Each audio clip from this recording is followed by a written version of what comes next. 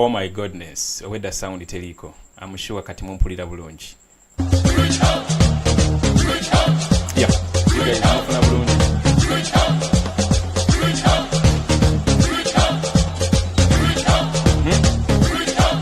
Akadodi ndoza kyekyo bulungi.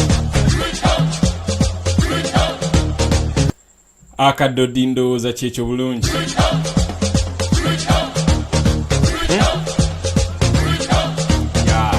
Subuga Joel ogambye sound. Yes, sound is right? Yeah. Wetuli bulungi ndowooza. Alright. Ndowooza akadodi kyekyo buli kimu kiri kirya. Programu y'olwaleero egenda kubeera ng'ekwatagana ku obubaka obwavulirirwa president waffe. Of course tugenda dunnyonnyola tujje mu luzungu tukuteeke mu luganda buli muntu abitegeere bulungi nnyo.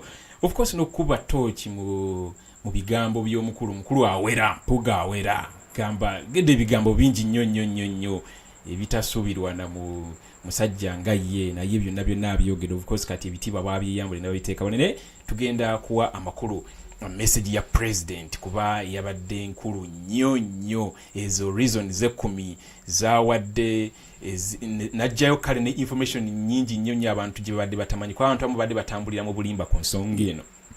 Sorry. Ne president ayinengeri gyavuddeyo n'atangaza ku nsonga eno bulungi nnyo mu lulimi olutegerekeko bulungi wadde abitadde mu luzungu ne kati nze tugezeko bitematema tubiteeke mu lulimi oluganda such that byonna obitegeera bulungi. Naye kyenjagala okujjukizaamu nnyina akantu kenjagala ojjukire nti omukulu Mpuuga yabadde nga awa response ye ayina akagambo ke yataddemu akadde kagamba mbu I labored to educate my comrades about the roles of Parliamentary Commission n'ebisigadde. Naye njagala nkujjukize nti abantu byadde agamba okweducatinga bantu bakulu, bantu babitiibwa, bantu balina PhD ng'era aba yeeweebudde oba aba yaweebudde abakulembeze aba national platform bonna era ne yeeteeka ku level eyo waggulu ennyo ng'omuntu abasinga okutegeera era ng'omuntu asinga okutegeera NUP. Kuba abantu bayogeddako abadde mu meeting eyo mubadde mu Jolly Mugisha mumanyi deputy president wa Western Uganda mukyala mukulu bulungi, she's a respectable mom. Then mwadde mulina Zedrega mwena mumanyi she's a PhD holder, she's a landlady. Mwabadde mu John Baptist Nambeshe mumanyi bulungi, musajja muyivu bulungi, musajja mukulu bulungi. Mwabadde mu Honorable Nambooze bakireke mukyala mumanyi bulungi byofuza abitegeera. Kale oyinza mwabadde mu ne Joero mwabaddemu ne Lewis oyo yinzo mulaba nti bawa myaka 36 mu 78 naye musajja asomye she's a lecturer yali asomesa president waffe byamateeka ku East African University. Goyinzo mulabiraawo aina ya graduating from Oxford University mwena mwalabye era mu mateeka. So is a land fellow.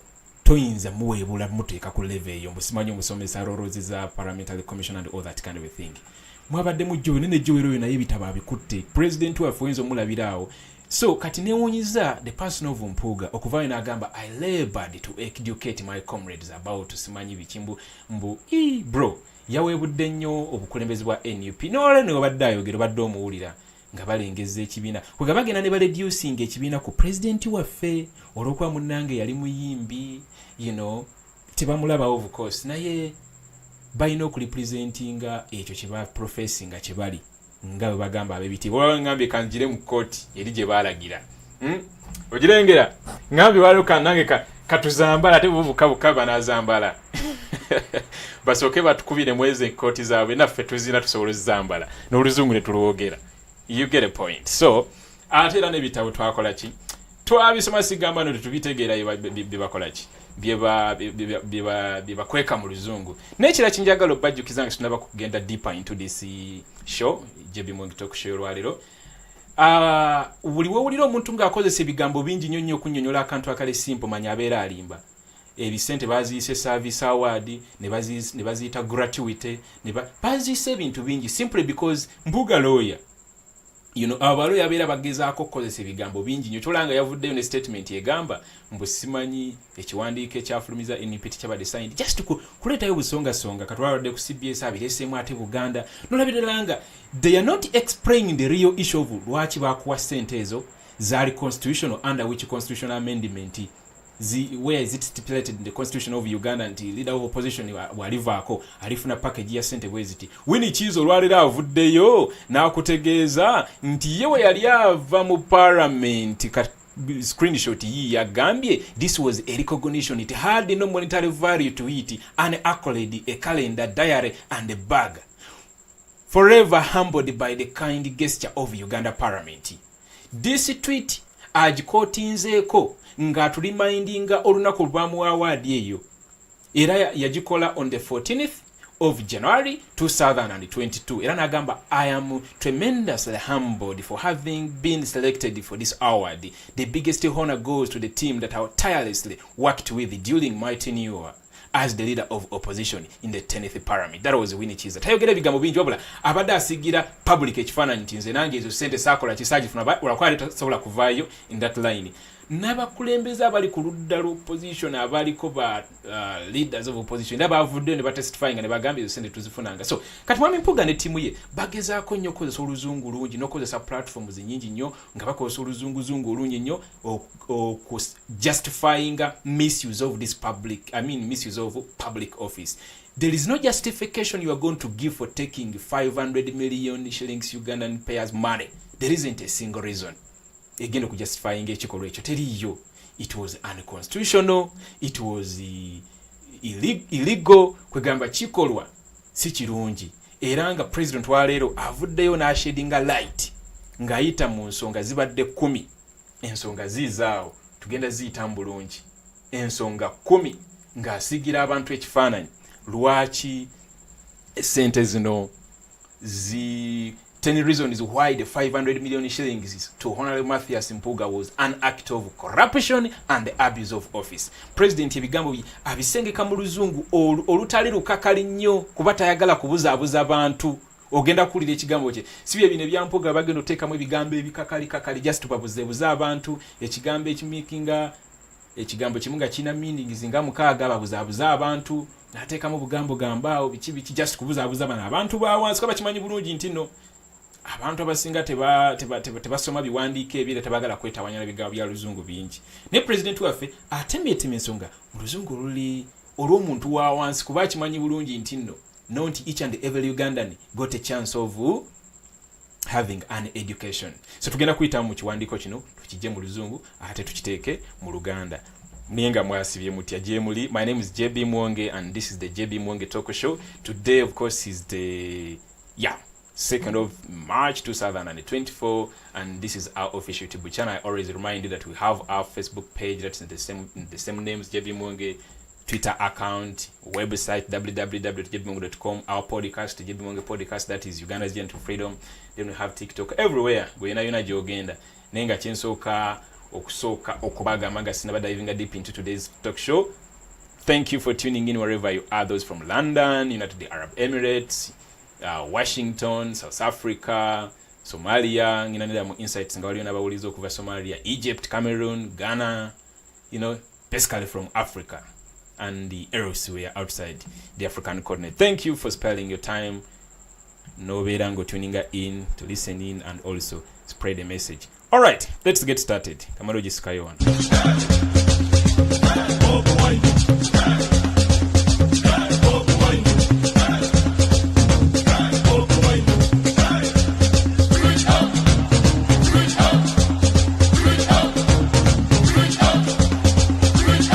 Right. Njisiseyo yino tusooke tugigende mpola mpola. Of course president waffe yagitadde nendowooza kanjongereko obunene. Let me do this. Give me just njogereko obunene. Okay, no, chimala. Let's get started. Agambye 10 reasons why the 500 million shillings to Honorable MATHIAS Mpuuga was an act of corruption and the abuse of office. Facts. Then atujiddeyo ekifaananyi kino. Atujiddeyo ekifaananyi kino wedde omuntu abantu abasinga obeera kibatamanya. Agambye nti no Agambye nti on 6 May 2022 there was a meeting of the Parliamentary Commission attended by Miss Anitah Among, Honorable Mpuuga and 3 NRM Commissioners of Parliament. This was 2 months after Zaake was illegally removed from that position. Ntinga mukaaga omwezi gwali gwa kutaano omwaka gwa 2022 waliwo meeting eyatuula era nga yalimu Anitah Among ng'erimu MATHIAS Mpuuga ne ba commissioner ba NRM abalala basatu aba parliament. Ejo gyali emyezi ebiri nga Zaake yakamala okugibwa mu position eyo irigare mu bumenyi bw'amateeka nga Zaake yakamala okugibwa mu kifo ekyo.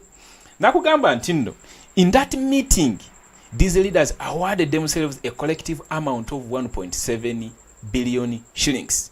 Mu meeting eyo abakulembeze bano begabira nga bo esente zikunukiriza million 10 mu 7, that's 1.7 billion. Imagine a million 10 mu 7.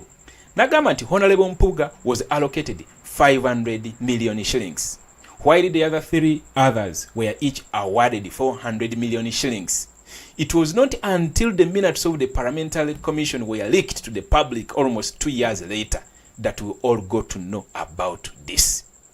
Nti Honorable MATHIAS Mpuuga ye kugamba bamusaliro bayewa million 15,000. Then bali abalala abasatu buli omu ne bamuwa million 4 buli omu.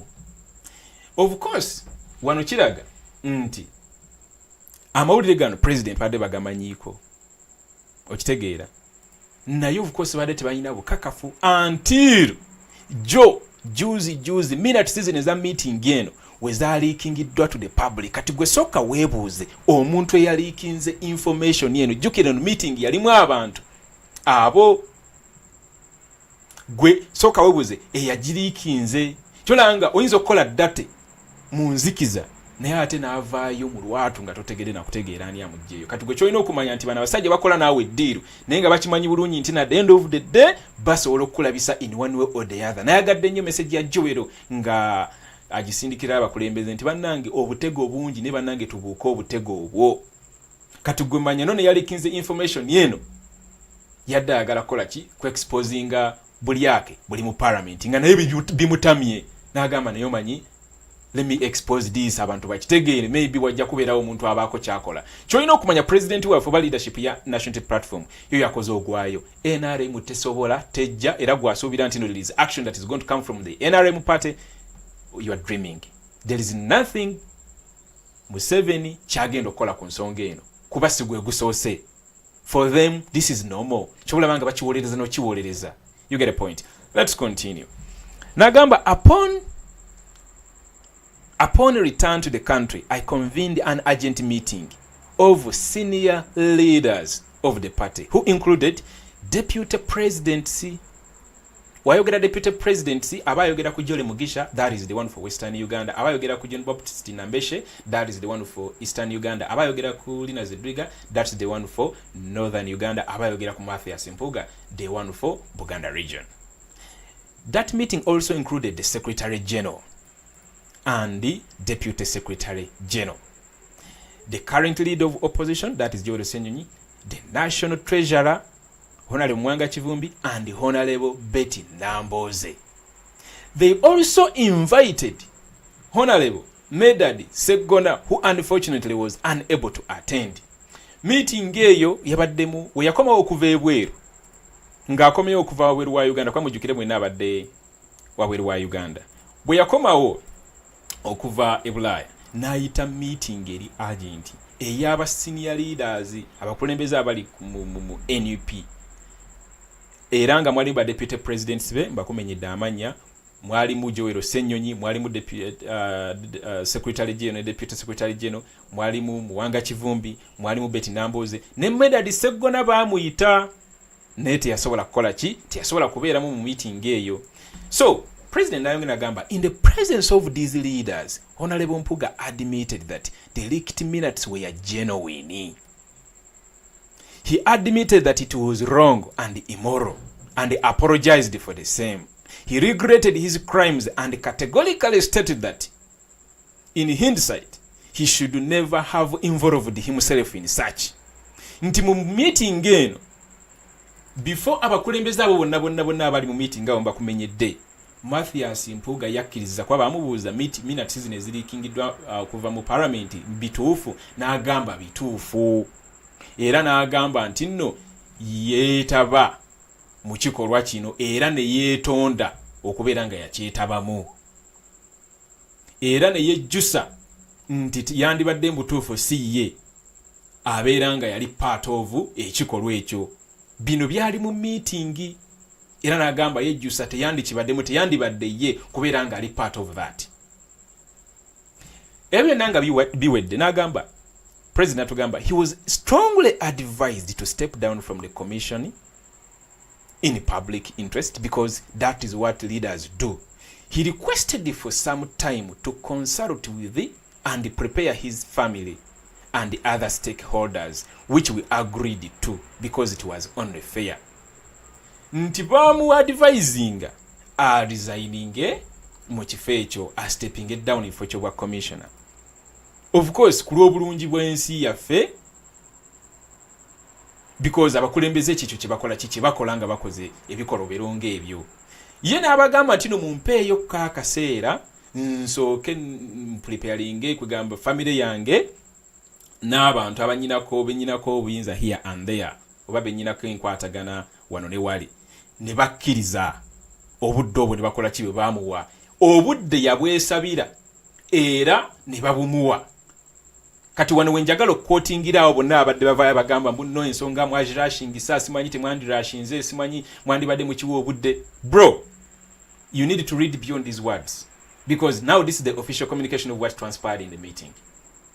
Bakugambye nti bino binayo byaliwo MATHIAS Mpuuga ne bamugamba stepping it down mu kifo ekyo n'abagamba yes okola ekyo mbadde nsaba yakadde kalunaku olu lumu lwe baguruwingako asooka ayogereko ne family ye n'abantu abalala akadde ako ne kamuweebwa ke yasaba. Wano njagala mukotinge bulungi abantu wano kuba abantu benda bagamba mbu simanyi president ensonga yagirashinze ensonga yabadde teyeetaagisa na kumala mwezi mulamba yadde ennaku 2 oba 3 mwenna mumanyi ekyatuuka ku FDC wengeri gye bazibikiramu esente ezajja mu FDC mumanyi ekyatuuka ku DP tetugenda kukkiriza ebintu ebyo bituuke mu NUP. This is a part that transformed from that metamorphosed from people power, a movement at the forefront of creating a non-fictional social change in this country. Tetulina kuzanyira mu muntu akozesa obi office. Olunaku yasaba 24 hours. Era nezimuweebwa. President ayongera wana akugamba nti no. When the one they agreed upon passed, nti olunaku lwe yasaba olumu okwepreparing olwaggwako and following several reminders nokuga olunaku olwaggwako ne bagenda mu maaso nga bamukola ki bamujjukiza okutuukiriza ekyo kyabadde akasazeewo okutuukiriza mu meeting. We balabanga takola ki ta responding oba of course ensonga ya Biwanvuye ne basalawo we decided to issue a public statement on the matter because it is indeed a public matter for which the people of Uganda expected answers. Ne basalawo bayise ekiwandiiko kuba ensonga eno eri public bayajja mu public domain buli omu agiinako information mwena mukyajjukira Uganda Parliamentary Exhibition nga abantu beetaga answers. You understand? Beetaga answers. So it is their money we are talking about. Before that, I personally kept in touch with him and implored him to do the moral thing in order to save his image and that of the party. Nga nebbaluwa yonna tennaba kubeerawo ya going nga bali in touch with him here and there. Naye nga omulama gw'ekyo kyonna kugezaako butaleeta bintu bino mu media na kubeera nga omusajja asobola okuvaayo na resigning in peace obutateekawo kifaananyi kibi eri kibiina naye kennyini naye unfortunately following our public statement following our public statement, Honorable Mpuuga has now released a statement apparently moving away from his earlier position and apology. Nti ekyewuunyisa nga tumaze okufulumya statement eyo okuva mu NUP fenga abakulembeze ba NUP, Mpuuga ate aleesewo statement ng'ate esambajja era nga eragira ddala nti nno byeri mu communicating byawukana n'ebyo ate ebyali mu meeting gye baalimu.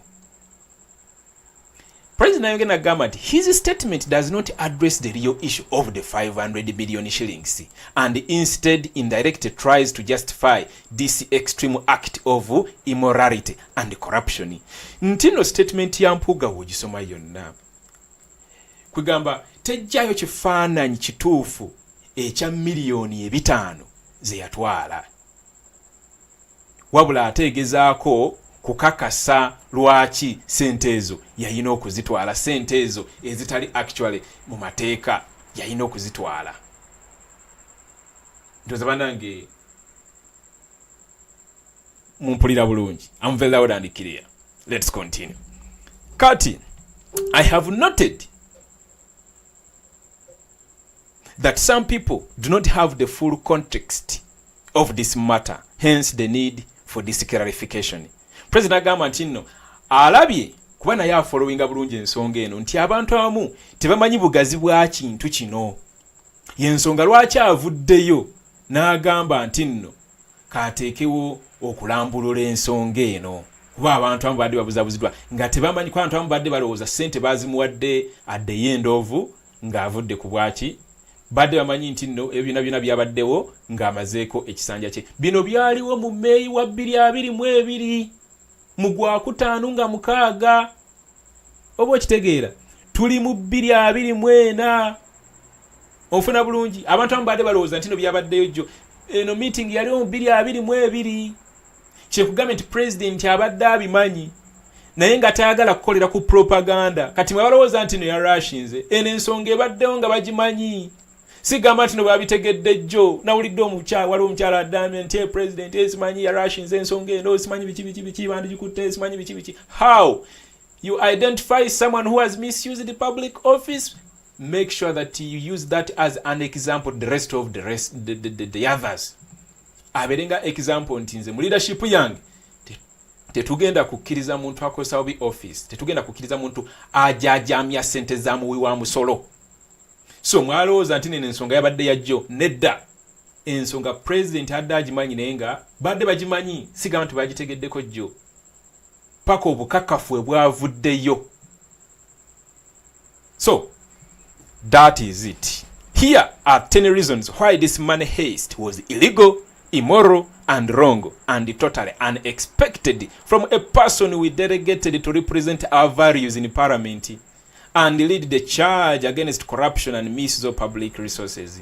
President agamba nti no zizina ensonga 10 lwaki sente zino, bubbi bwa sente zino bwali bumenyi bw'amateeka, kyali kintu kya buswavu era kyali kikyamu era nga tekisuubirwa mu muntu gwe twasindika mu Parliament aberenge atukiikirire mu ebyo bye tukkiririzaamu, era agezeeko okubeera nga akulembera olutabaalo lw'okugjawo obuli bw'enguzi.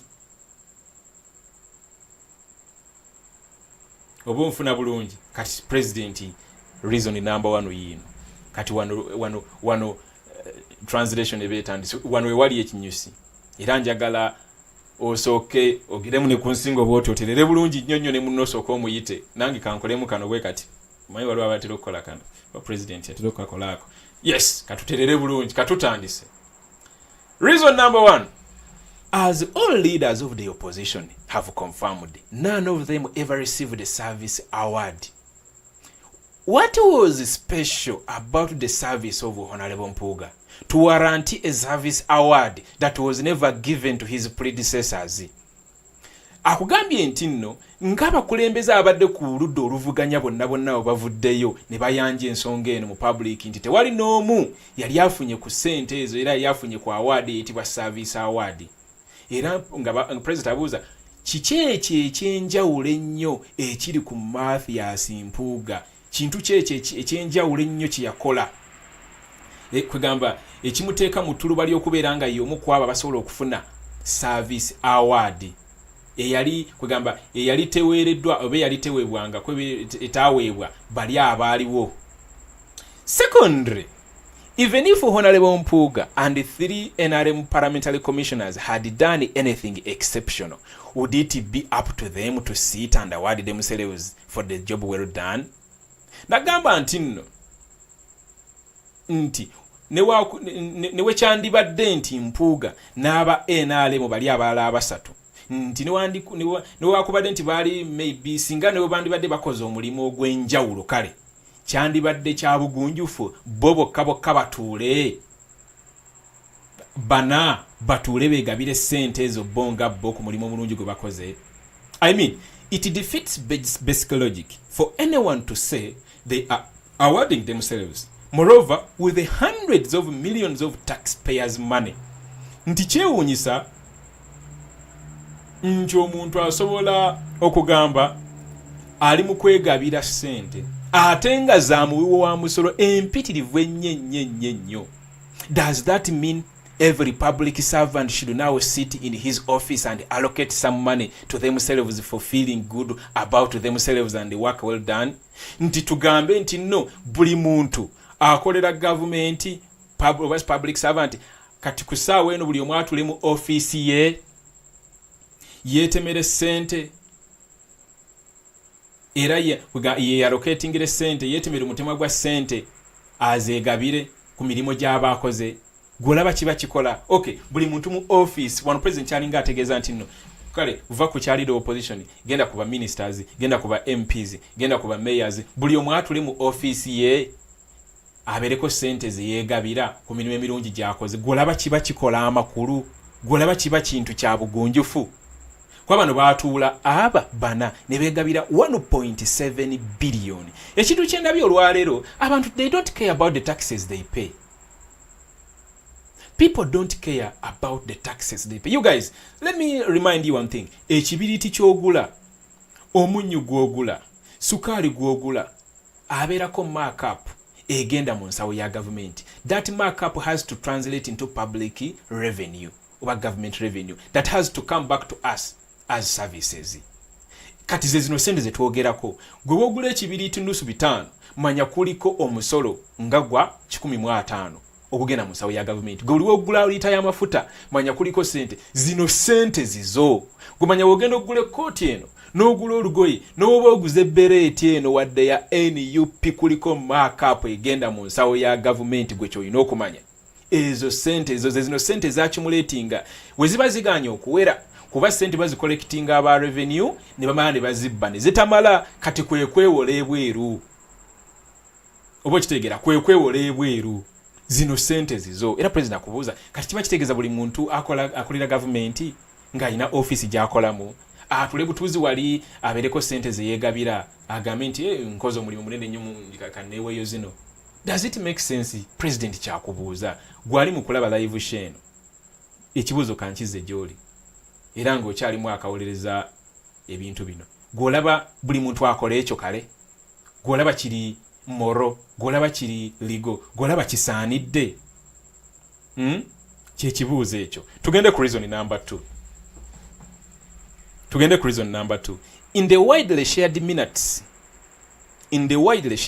of the Parliamentary Commission, it was clearly indicated that the said money was person to holder, meaning it would not extend to any of the former or subsequent leaders of the opposition. Nti mu minutes mu biwandiiko ebyawandiikibwa mu minutes oba nziyite ntya minutes zibeera minutes ziringa meeting wona abeera nayo obeera ne meeting wabeerawo secretary awandiika ebibadde mu meeting. Kati ebyo byonna wobitunulamu kuba babisharinze wobitunulamu byonna biraga nti nno sente zino zigenda kubeera nga sigamba nti nno abakulembeze abaaliko bagenda zifuna oba abanajja bagenda zifuna. Nedda, eyo diru yakolebwa nga zikoma kwoyo yennyini Mpuuga yekka. Sigamba nti nno baali teekawo nti nno anajja kati nga Joel aliko mbu naye ajja zifuna. Nedda, nti oba Joel wanaavaako n'anajjambwa jagifuna nedda oba onfuna bulungi kino kye kitegeeza person to holder nti meaning it will not extend to any of the former or subsequent leaders of the opposition. Onooza kukategedde bulungi sigamba nti naanajja agenda zifuna oba bali ababaddeko bawini kiza bani bonna bagenda zifuna zikoma kuono kino kyali awo kawoka award eyo yabo bokaboka sigamba nti no nabanajja bagenda zifuna. So they would be the first and last to receive this money. Bebasooka era yebagenda okusemba okufuna sente zino. In our meeting with the Honorable Mpuuga, he stated that the reasoning here was that every incoming leader of opposition should negotiate his or her own service award. Really? Oboka ulidako nti wekyatuuka ku kibuuzo kino ne babuuza Mpuuga nti nno kijja kityo okubeera nga kiriwo ekiti. Mpuuga n'abagamba nti nno nti reason eri mabega wa kino nti buli mukulembeze w'oludda oluvuganya anajja ajja ku negotiatinga ng'omuteeko gwe. Era president n'agamba golaba kikolera ddala gola kikola sensi nti buli anajja mu office eyo ajja kutulanga n'aba NRM bakole ki bateese sente meka zaanaabanga afuna oba kitegeera. Then president bamubuuza, we asked what if the next leader of opposition negotiates for 10 billion shillings of taxpayers' money as his or her service award? How would we explain this? Meeting ne bamubuuza meeting eyo gye baalimu nti watyanga leader of opposition azzeeko a negotiating ze billion 10 ez'omuwi w'omusolo. So bino ebintu Mpuuga byatagenda kwogera ku CBS era tayinza byogerako bino byatagenda kwogera ku NBS yatagenda kwogera ku radio yonna gyagenda okulabikira kuba bagenda tambula. Of course kati bageza kukakanya NUP bageza kukakanya People Power bageza kukakanya Bobiwine. So gwe manya tino bagenda muwa airplay every now and then. Omuwulidde ku CBS engeri gy'abadde abiretolingamu obukulembeze wa NUP Bobiwine yennyini n'agamba n'ogamba Bobiwine amutunulira mutya really mpuliriza omusajja n'engamba ne boy musajja muli bankwe. So ne naawe olaba nga tebimakinga sense. Yabagamba nti nno nti buli leader opposition anajja ajja ku negotiatinga nga omutwalo gwe gw'anaatwalanga kuga bino nze negotiating ze milioni 5 anajja yamanyizi banaamuwa. Kwegamba president agezaako kulaga lwaki ekintu kino tekiri mu mateeka kiri illegal era that is corruption. Bino nkugambye batagenda bagamba ku TV. Tewali n'omwe agenda kuyimirira ku TV atranslating message ya president waffe tewali. Era tewali asobola kusikayo kantu kana akabanyonyola tewali. Toyinza kuwulirayo n'omu. Naye kennyini Mpuuga tayinza kujjaawo n'akikola ki n'akyogerako. Agenda kukozesa oluzunguzungu lungi oba okwewombooko okungi.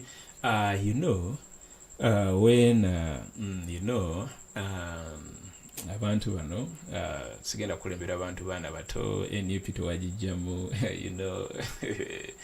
ne babeerawo ne boogera ne basiba matayi. Those are diplomatic corrupt leaders. And I term that as corrupt diplomatic corruption, like one of our viewers, he stated it here yesterday. So bino togenda biwulira walala era kino kya buswavu nnyo. Actually I think this is the most important of all mu mateeka mu reasons president ziyakoze ki ziyawadde. Kikinyamiza nnyo nti nno buli anajja kuteesanga omutemwa gw'anaatwalanga. Ne bamubuuza kati anajja wanaasaba billion 10 anajja wanaasaba 2 oba kitegeera mwana tebi making a sense. Era mpulira nnyo obusungu mpulira omuntu awolereza ebintu bino tebi making a sense. So let's go to reason number 3. Conflict of interest. Except under special circumstances, a leader is not expected to take part in a discussion involving self-enrichment on his or her party. Nti okujjako nga waliwo situation eri special omukulembeze yenna tasuubirwa tayina era tasuubirwa kubeera nga yeetaba mu mboozi erimu ensonga nga ziyamba ye ng'omuntu omukulembeze yenna tayina kwetaba mu meeting ng'ebigendera bya meeting eyo kugamba biyamba ye ng'omuntu nga kwegaggawaza ye nga ye ng'omuntu. That is section 9 subsection 1 of the Leaders Act, Leadership Code Act of 2002 provides that a leader shall not participate in the deliberations of public body or board or council or commission or committee of which he or she is a member at any meeting at which any matter in which he or she has a personal interest is to be discussed. Nti omukulembeze talyetabanga mu kwogerezeganya mu kubaganya ebirowoozo nga office eyo, for example ya sisi ye ng'omuntu nti personal osobola okubeera ne office yo nga waggulawo essomero nga lya private ng'olina office yo nga HM osobola bikolera eyo. Naye we kibanga kintu it is a public office, a public office oba board oba council oba commission oba committee ng'ebintu ebigenda okwogerebwako mu meeting eyo biyamba gwe nga gwe, ekyo tekikirizibwa. Constitution ya Uganda bwete bwegamba. Wawulira, okay, kansoke male section point yen. The law provides that where this provision is violated, the leader must cease to be a member of that public body or commission and make a good the loss caused to public. Kati kano njagala kategere bulungi. Mathias Mpuuga agezezaako okukiteekawo ennyo nti ye awolereza nnyo lwaki alina otwala ssente zino. Jjukira sigamba nti no ssente zino azitwalanga oba za office ya leader of opposition. Nedda, ssente zize nga ye era agambe yo service award yange era nyina ozitwala singuzi, that is gratuity. Of course baziyita amannya ag'enjawulo basobole okubuzaabuza abantu. Tugenda tuukayo ku gratuity, abale tamanyi gratuity nakyo kitegeere bulungi. So etteeka lya Uganda likulagira bulungi nga waliwo embanyonyodde nti omuntu yenna anaakola ekikolwa ekyo ne weetaba mu meeting ng'ebigendererwa bya meeting eyo naye mugenda okwogerako biyamba gwe ng'omuntu kyokka nga office gy'otuddemu ya office, it's a public office ya government. For example, omuntu yenna anaakwatibwa ng'akola ekikolwa ekyo ajja kubeera nga that leader must cease, ajja kubeera nga takyali member wa office eyo oba wa body eyo oba wa commission eyo. Kati this is how the law is affecting the person of Honorable Mpuuga. Bino byonna tebasobola binnyonnyola n'omugamba akunyonyole section 9 ya Constitution ya Uganda Leadership Code of Conduct eya 2000.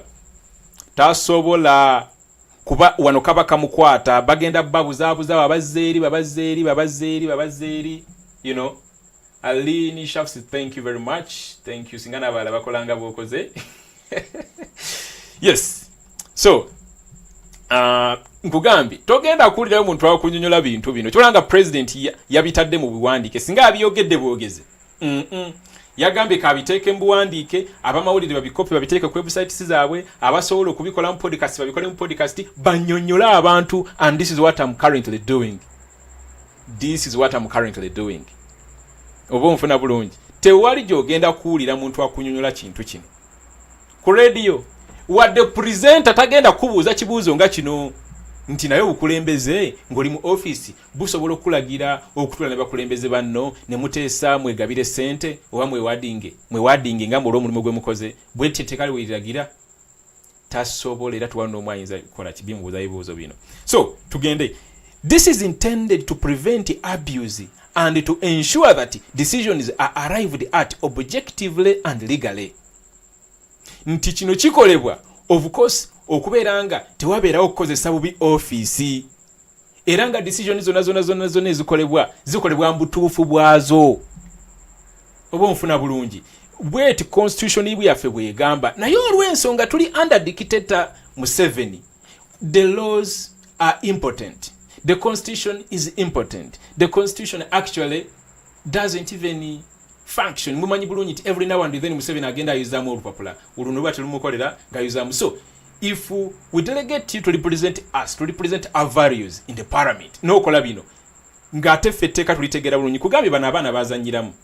Oyo Lewis lecturer wa mateeka, oyo Bobiwine ali ku gundi ya mateeka, oyo Joe ya graduate nze recently mumanyi, Lina Zedriga, John Baptist Nambeshi. These are land fellas. Ne yeba undermining nzembo I labored to educate my comrades about simanyi bichinga ina mulaba abalata ubalasi doesn't care ngalaga nti yasinga okutegerera aba NUP bonna bro amateeka gyegali abaana basoma amateeka tebalina na mirimu asobola okutula wansi n'akunyonyola constitution yonna n'agiteeka wali n'akukubiramu yonna na so it's such a shame nti naye kenyine lawyer njagala omuntu amumbuliza ebibuuzo nga bino agawalayi nga ze nefuna omukisa okumubuuza abannange simalina kumanya so omubuuza ebibuuzo sinti sente ziri constitution oba teziri constitution ebisinza bimuuza those are obvious questions mutwala mu constitution ebibuuzo nga bitaano byokka biba bimala si bino byakusiisiriza so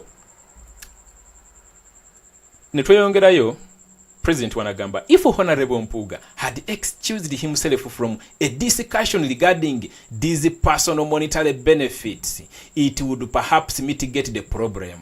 But we are confronted with a situation where the leader of opposition and the 3 other NRM commissioners sat and allocated themselves hundreds of millions of taxpayers' money without shame.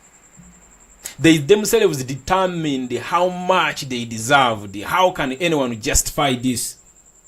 Obo mfuna bulungi musharinge video negende fa mugitambuze egende fa genda maaso ngo likinga video eno jiwe ekigalo such that is spreading widely.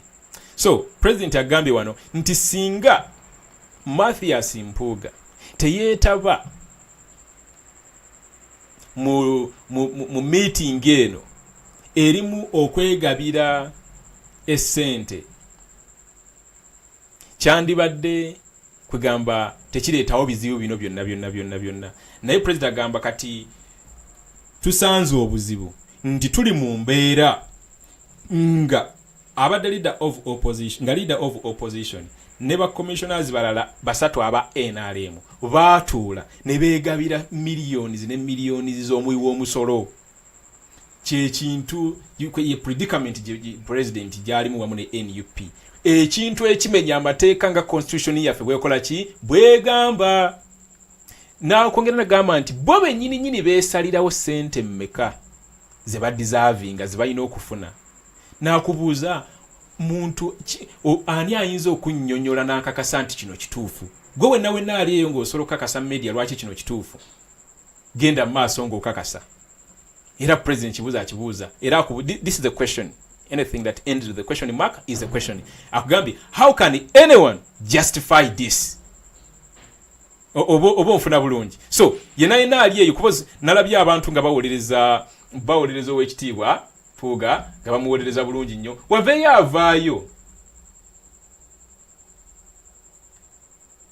Waveeyo avaayo okunnyonnyola ensonga eno.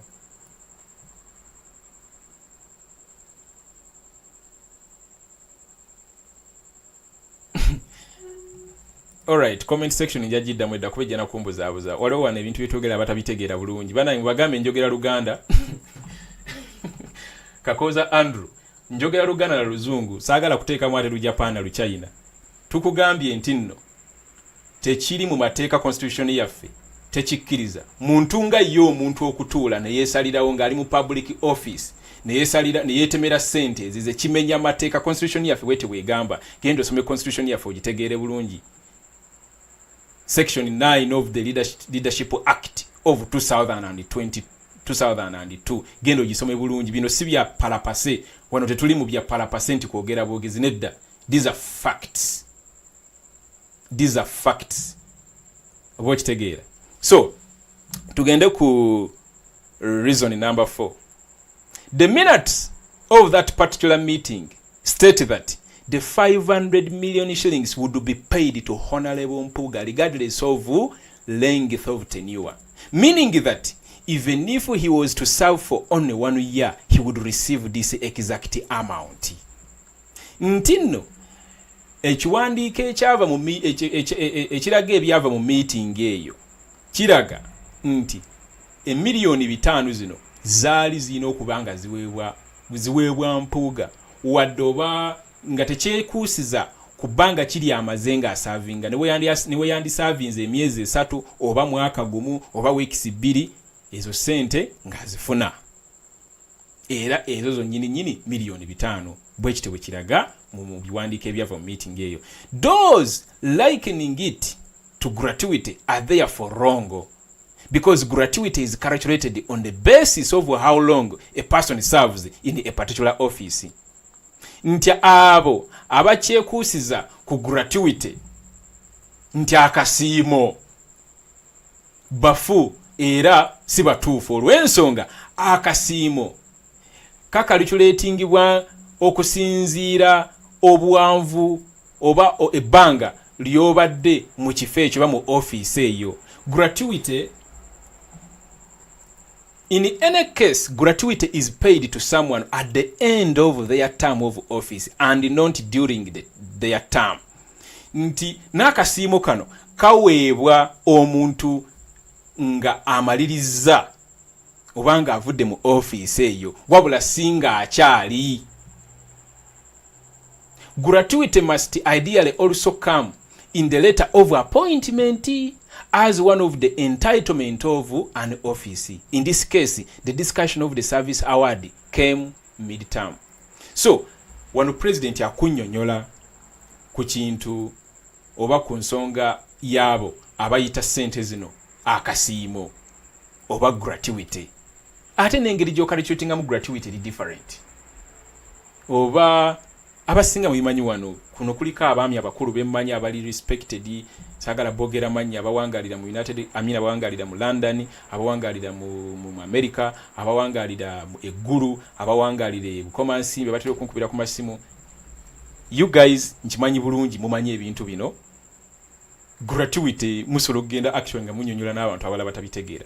Gratuity ejira mu letter of appointment. Wabanga bakwa appointings ng'osabye omulimu ne bakuwa appointment letter. In most cases kubeerako a percentage reflecting gratuity, reflecting akasiimo kogenda okubeeranga ofuna at the end of your service.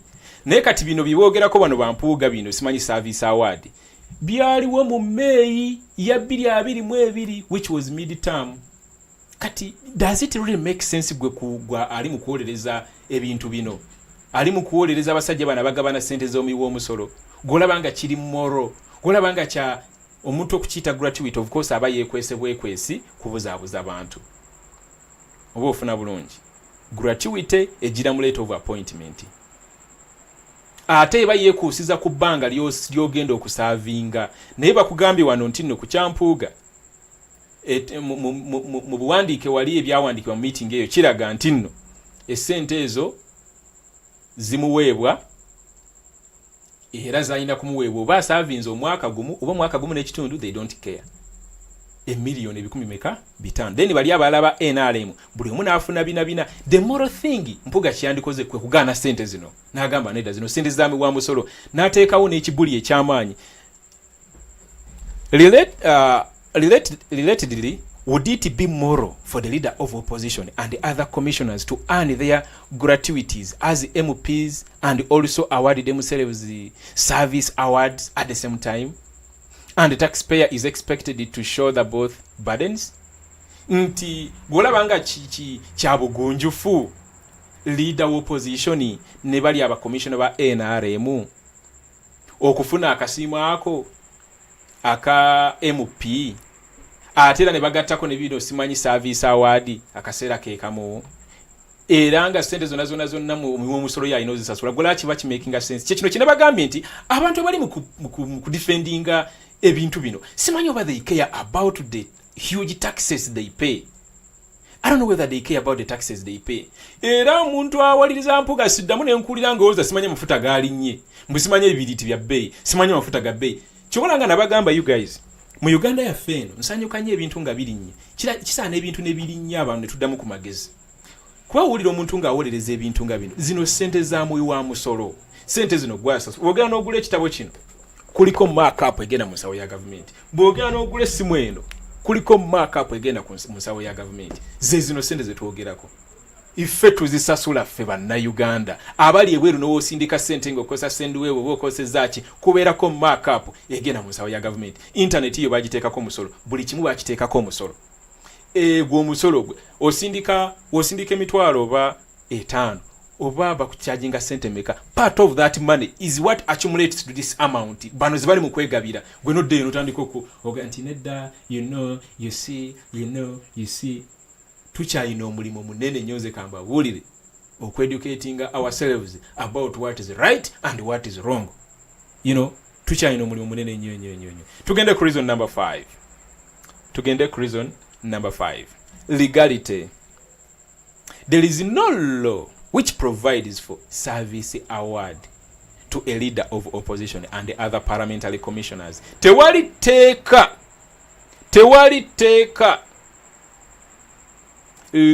likirizisa leader wa opposition ne bali ba commissioners ba parliament okufuna akasiimo simanyi okufuna service awards simanyi service award ibi tebiriyo kati mpozi ne kino kansooke nkyogere nga sinana kweyongerayo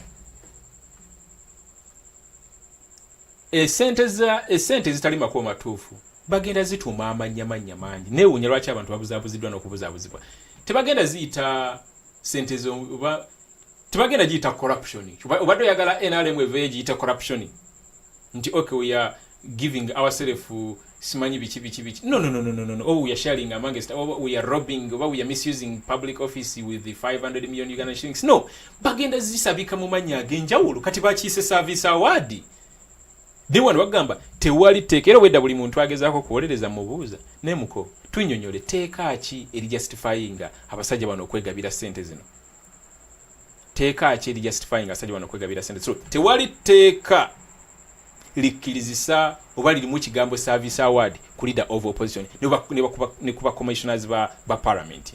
Although some regime apologists have tried to liken the leader of opposition to other leaders such as the Speaker of Parliament, Deputy Speaker, Prime Minister, the Administration of Public Act specifically provides for their benefits upon retirement. Obakitegera nti bana bawujji babusepiki ba Museveni bano ba propagandists n'abakuutira Museveni akadingidi of course bagezezzaako nnyo bwabalabe ba Chris Obore bagezezzaako nnyo nga basobola ekintu kino eky'emiliyoni 5 okyekuusiza oba leader ya office of the leader of opposition nti okukyekuusiza ku bakulembeze abalala nga speaker wa parliament, deputy speaker, prime minister naye president wanagamba nti the administration of parliament obukulembeze bwa parliament amateeka gakirambika bulungi akasiimo kaabwe kajjanga obuweereza bwabwe buweddekera nga balitayalinze although we believe that some of their benefits upon retirement are also excessive and immoral for a poor country like Uganda. At least there is a law under which those payments are made. Nti wadde bo bafuna obusiimo obwo Speaker of Parliament, Deputy Speaker, Prime Minister wadde bafuna obusiimo obwo era nazo tuzirabanga sente nnyingi osinzira ku mbeera y'eggwanga lyaffe lino Uganda. Naye nakugamba naye kale wadde bazifuna naye artist kale bo waliyo etteeka dibabaweeramu akasiimo ako artist bo waliyo etteeka dibaweeramu akakola ki akasiimo ako kati kankujjukize y'akantu kamu njagala onkolereyo ekintu kimu genda ku gundi ogenda kukola bwoti kankole ne bwenti nga sinaba nakweyongera me do this. I always want ngeri program ejibera live in real time njagala nnyo nemba wa hints ze musobola okukola ki njagala okole bwoti njagala ogende ku channel eno bagiyita AI ya Solomon Selwanja yakyaza Mpuuga ku hard questions n'amubuuza ebibuuzo ebiri very hard naye omusajja ono engeri gye yaddamu ebibuuzo Ngambuuza lwaki tiwa criticizing Anitah Among nga beeyongeza sente mu office ye 13 billion lwaki tiwavaayo kale n'oteekawo kale n'abantu n'obagamba nti zo sente nyingi bintu bingi bye bamubuzeebuzo byali binyinyo naye ng'agezaako okulaga nti ekiri okay buli kimu kiri fine. Genda ku gundi eno bagiyita AIIJ channel hard question with MATHIAS Mpuuga leader of opposition ojja kulaba kyengezaako kola ki kyengezaako kutegeeza nawe ojja kwewuunya omusajja era omusajja sero mugisi wanje yali yamugamba the MATHIAS Mpuuga I know would come out and tell the entire public that hey guys the office of the Speaker of Uganda it has increased its budget beyond the expectations to 13 billion banange sente w'omusole kola ki ejajamiziddwa omusajja yavudde n'amugamba ekyo it would be imprudent for me to come out and criticize the budget allocated to the Speaker of Parliament because you know I have to defend mine as well, so how would I come out and natulidde omusajja n'engamba ono gwe tubadde naye ebbanga lino lyonna. Alright, njagala ogende naawe weewulirireko nja kusala mu parts ezimu mbateereyo share yonna ku Facebook basobola giteeka wano olw'ensonga of corporate reasons ndowooza muba mufuna bulungi awo. So tweyongereyo ndowooza kwe muli bulungi muwuliriza bulungi era mufollowinga bulungi ensonga mwebale kubeerako balengera wano Conina Roga John Sempala Naswa France Isa nabala Edward Prince, you know, very many of you nabalabira ku screen aliwo omwami bamuyita Kea aliyo Canada yateekako screen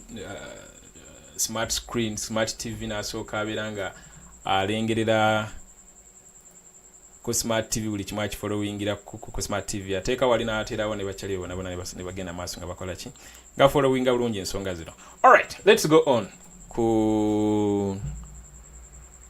Kugundian. Although we believe that some of these benefits are also excessive and immoral for a poor country like Uganda, at least there is a law under which these payments are made.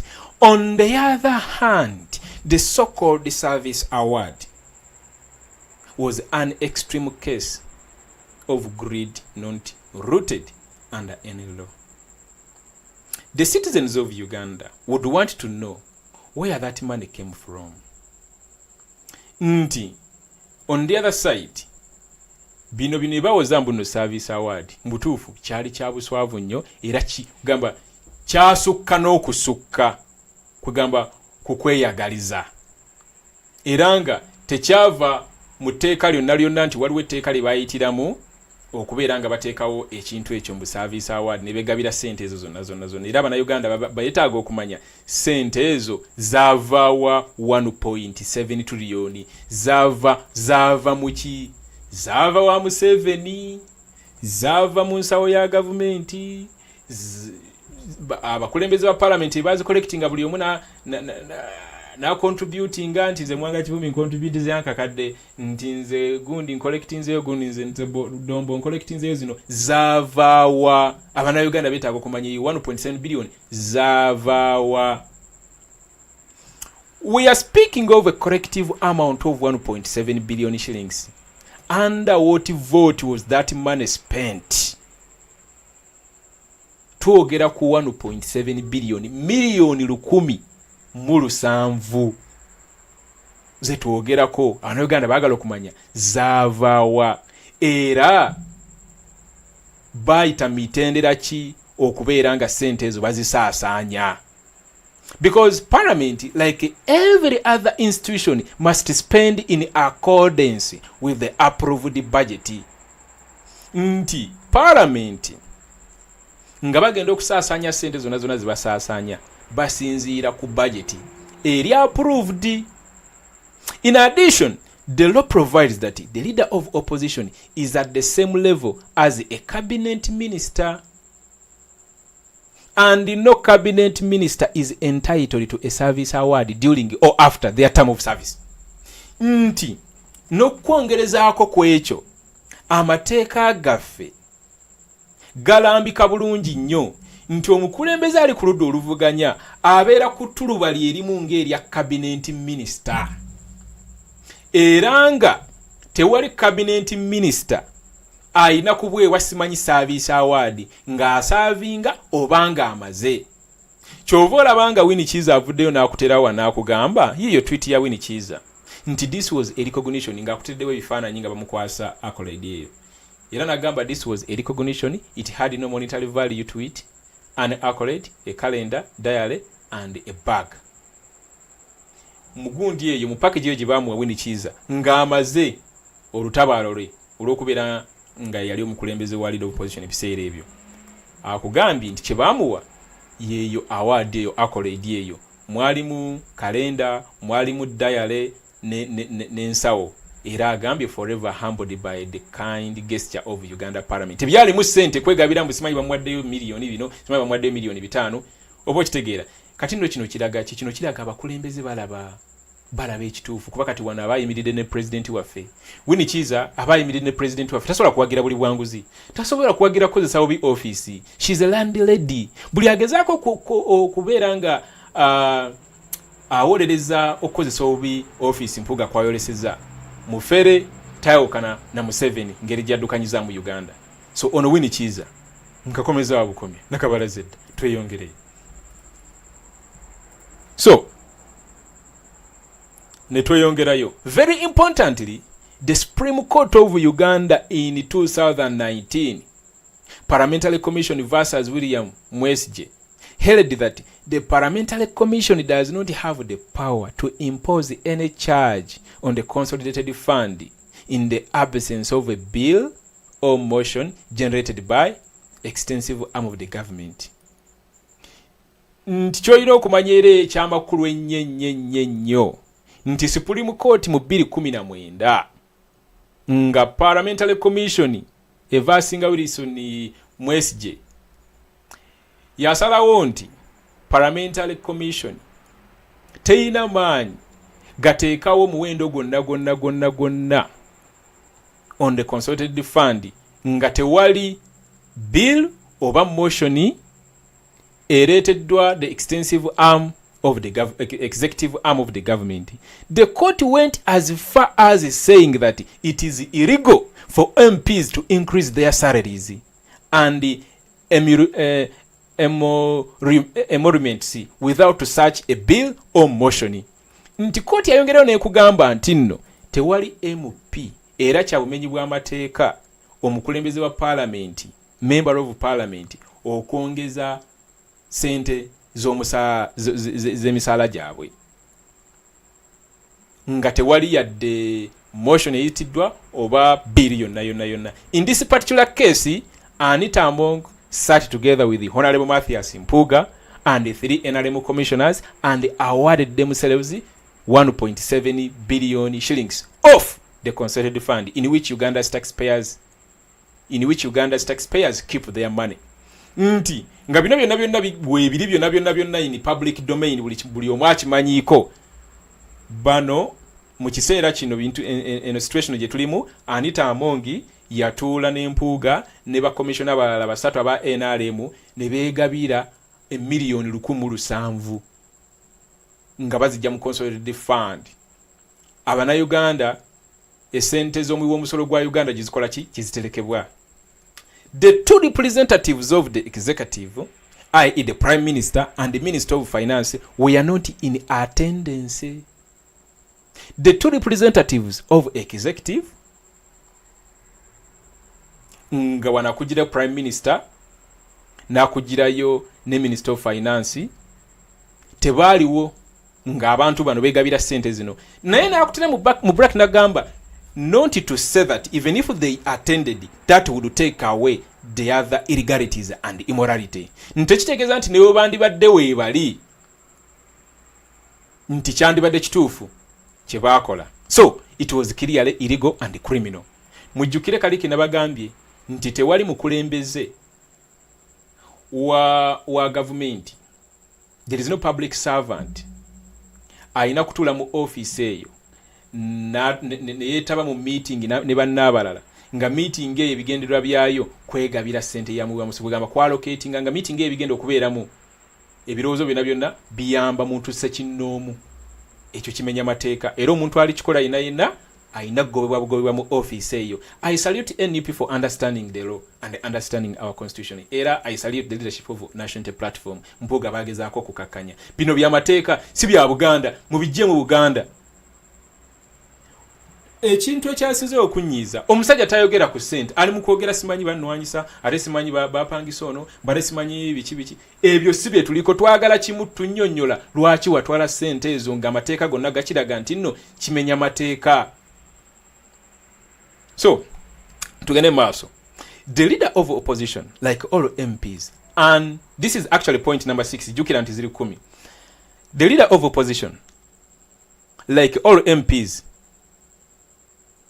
earns a salary and allowances. However, on top of that, the leader of opposition also earns extra allowances and gets facilitated by the parliament to enable him or her fulfill the duties of that office.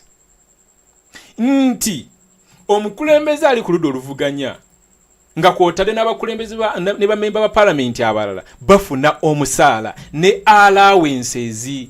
Naye ate ekyenjawulo ekiri ku office ya leader of opposition afunayo extra allowances. Waliwo sente endala zakola ki zafuna entonotono ezimuyambako and gets facilitated by parliament to enable him or her fulfill the duties of that office. Ezimuyambako okola emirimu gya office eyo. Kati nga bona agamba nti no okay, Joero agenda kucheckinga government, ayina okugenda okutambula ogenda eggulu inspecting a factory oba soroti inspecting a factory y'ebibala eyo gye bagamba nti nno eweebwe private investor taking over. Kyokka nga ate recently mu 5.3 trillion loan yayitiddwa omwaka ogwedde nga gugwako, which included 3.5 trillion, 3.5 trillion Ugandan shillings, kwabaddeko a chunk of money that is allocated that factory.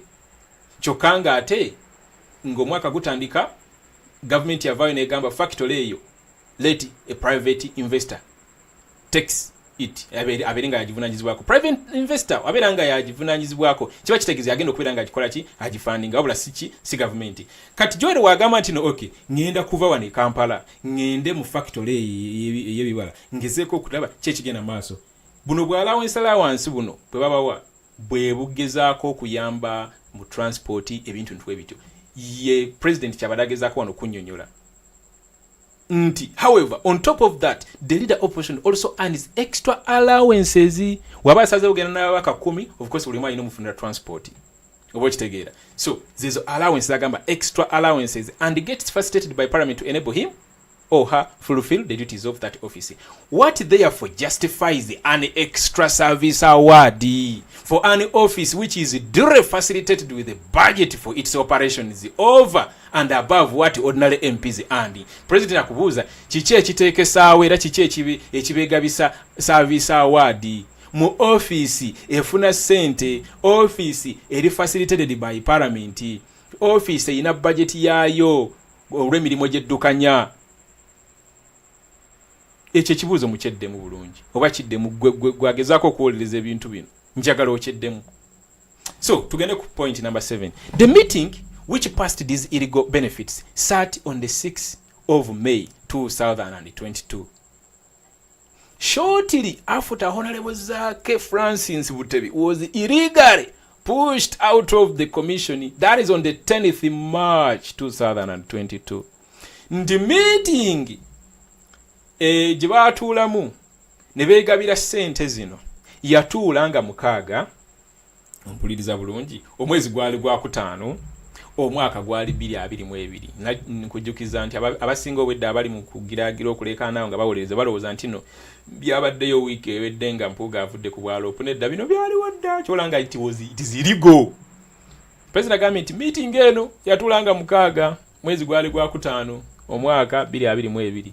Nga Honorable Zaake bakamala okumujjawo bamupushinga pushinzi out of that commission, bamujjawo ku kifuba. Mujjukira bulungi saga ya Honorable Zaake nga babujja mu commission eyo, bamujjamu nga 10 March 2022. Tugende maaso wano, njagala obeere opayingiko some attention nenga gende maaso nga musharinga sheno ate era mugende maaso nga mugisharingi wide and far.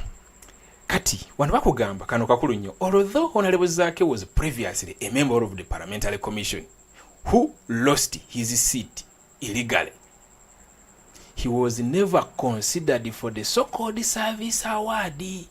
Kano njagala okategeere bulungi.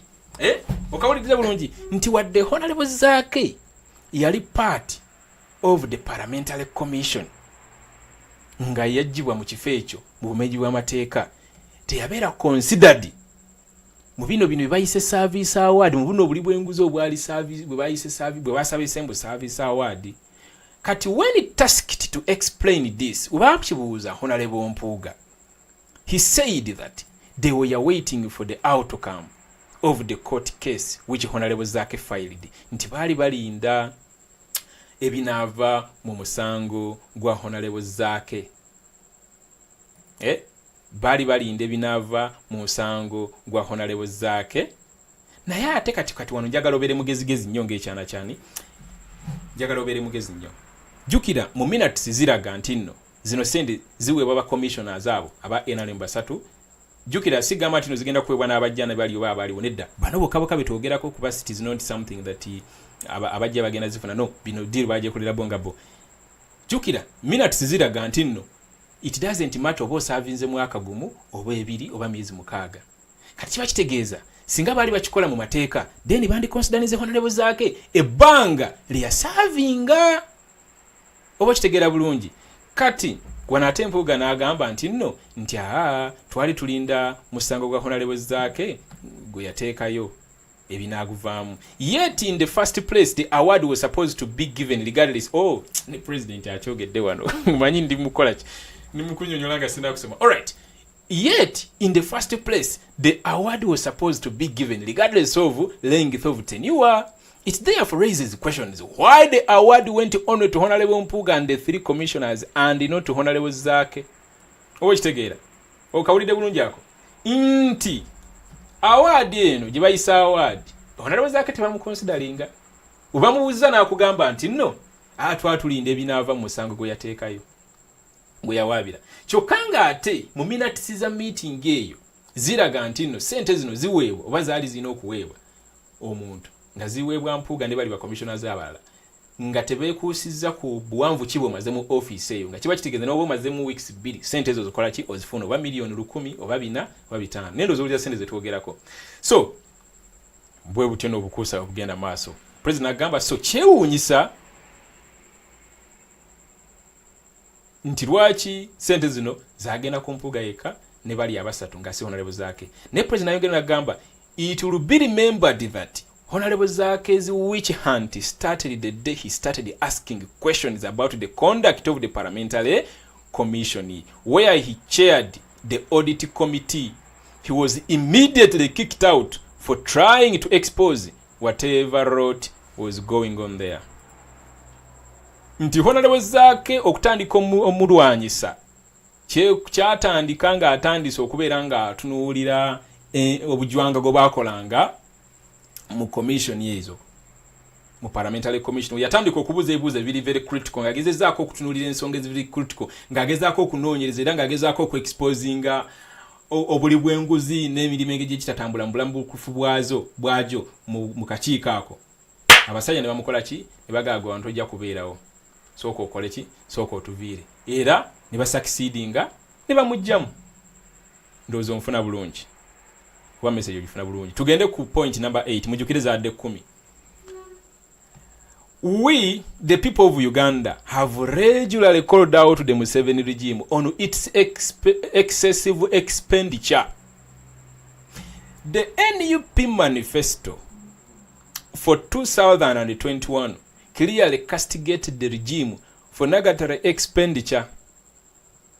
We pledged that once we take over government, we would substantially cut down the cost of public administration and invest more in public services, especially health care and education. We pledged to run a lean and efficient government and cut down all forms of wasteful expenditure. Wano President agamba nti fa abantu ba Uganda oba bana Uganda tubadde tuvaayo nnyo nga tunenya Museveni olw'okubeera nga aspendinga ssente empitirivu. Nkujjukiza nti Museveni aspendinga biliyoni 2 buli lunaku. Ndowooza ekyo kyo si mawulire mapya mu matuugo. Aspendinga emiliyoni 2,000 zengezaako kugamba buli lunaku. W'okwata essente eziri allocated mu nnyumba ya Museveni, nozi dividing by 365 ofuna 2 biliyoni kyengezaako kugamba. So buli lunaku Museveni aspendinga biliyoni ezo 2, which is emiliyoni 10,000 ezo 2. Bagezaako kukinyolawo mbusimanyi saati, mbwate simanyi empale, mbwate simanyi biki, mbwate simanyi transport. Bro, that is how much our taxes are wasted. So kati president wanakugamba nti ffe bannayuganda abaagala enkyukakyuka n'abannayuganda bayina sane mind bavuddeyo every now and then nga bacriticizing Museveni, nga banenya Museveni olw'okubeera nga ajaajamya ssente y'omuwi w'omusolo. Era n'akujjukisa n'agamba nti no mu manifesto ya National Unity Platform eya 2021 ya kugamba it clearly castigated the regime. Kugamba yateeka okugamba ya castigating kibeeranga kuvumirira. Yavumirira okuvumirira ennyo. Yavumirira regime ya Museveni okusaasanya ssente bweti. Era president n'agamba nti nno bo ne beeyama nti we bajja mu buyinza, we tujja mu buyinza ffe abantu ba bulijjo, tugenda kusala ku spending eno, era tugenda kusala ku ssente ezigenda into public administration. Era ssente tuziteeke nnyo mu bintu ng'ebyobulamu, eby'amasomero, mwena mujjukira NUP manifesto.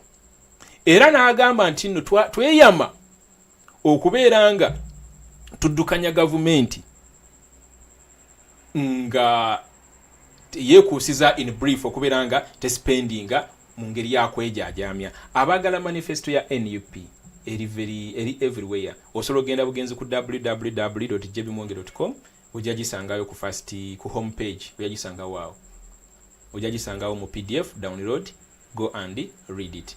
Ne ku NUP website era ojja gisangawo. Ogenda bugenzi www.jbimonge.com oba genda ku the National Platform official website ojja gisangayo bulungi, ogidownloading. Yeah, you update your mind about all this. So in 2017, the people of Uganda, including Honorable Mpuuga, collectively and unequivocally condemned Museveni's handshake of 6 billion shillings to 42 government officials who participated in the arbitration in London. The regime then described it as a service award to those officials and claimed the reason was because they saved the government more than 2.4 trillion shillings.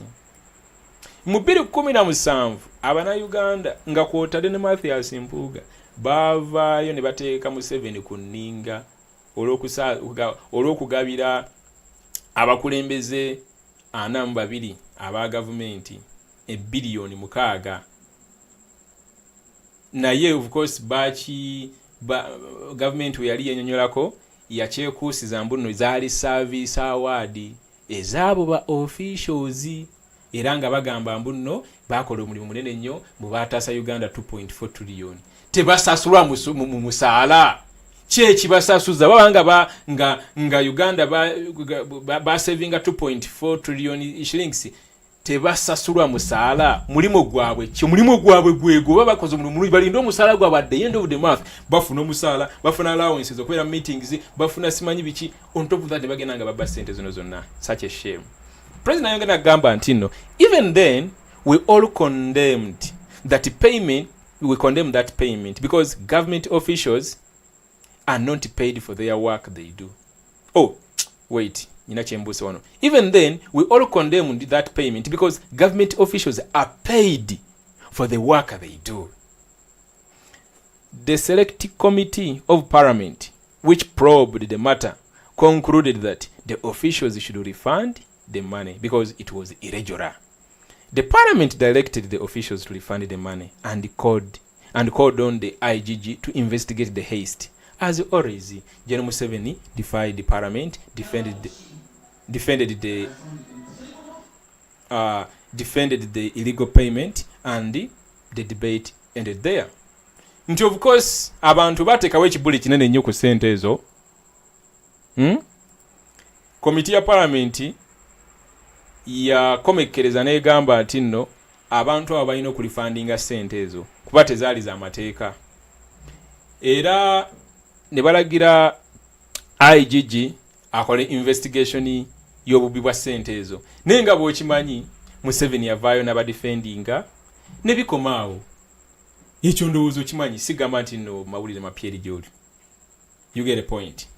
So bwe kiti ekyo bwe kyali kukoza adda akujjukiza. So why was it right for us to attack regime officials for this irregular payment, even when they try to justify it, and not now when there is no single justification whatsoever? Nti lwaki ffe twali tunenya Museveni ne banne okutwala ssente ezo, era lwaki andi lwaki ku ssaawa zino agambye ate wano. So why was it right, nti lwaki ku kaseera ako kyali kituufu fe okuvaayo ne tunenya regime okusaasaanya obubi ssente y'omuwi w'omusolo akaseera ako, nga kati ku ssaawa eno si kituufu? Gw'olaba nga bikola sensi, ng'ate ku kaseera kano tewali na ngeri gy'oyinza kinnyonnyoleramu kino ekya service award kuba tekimaking a sense. You get a point. So tugenda namba, of course tusigazaayo emu yokka, simanyi oba tunaafuna kadde akakuba masimu n'endaba obudde bugenze, naye katulabe maaso awo. We believed that as a party that nominated the Honorable Mpuuga to position of leader of the opposition, we should have been consulted on a matter of this magnitude.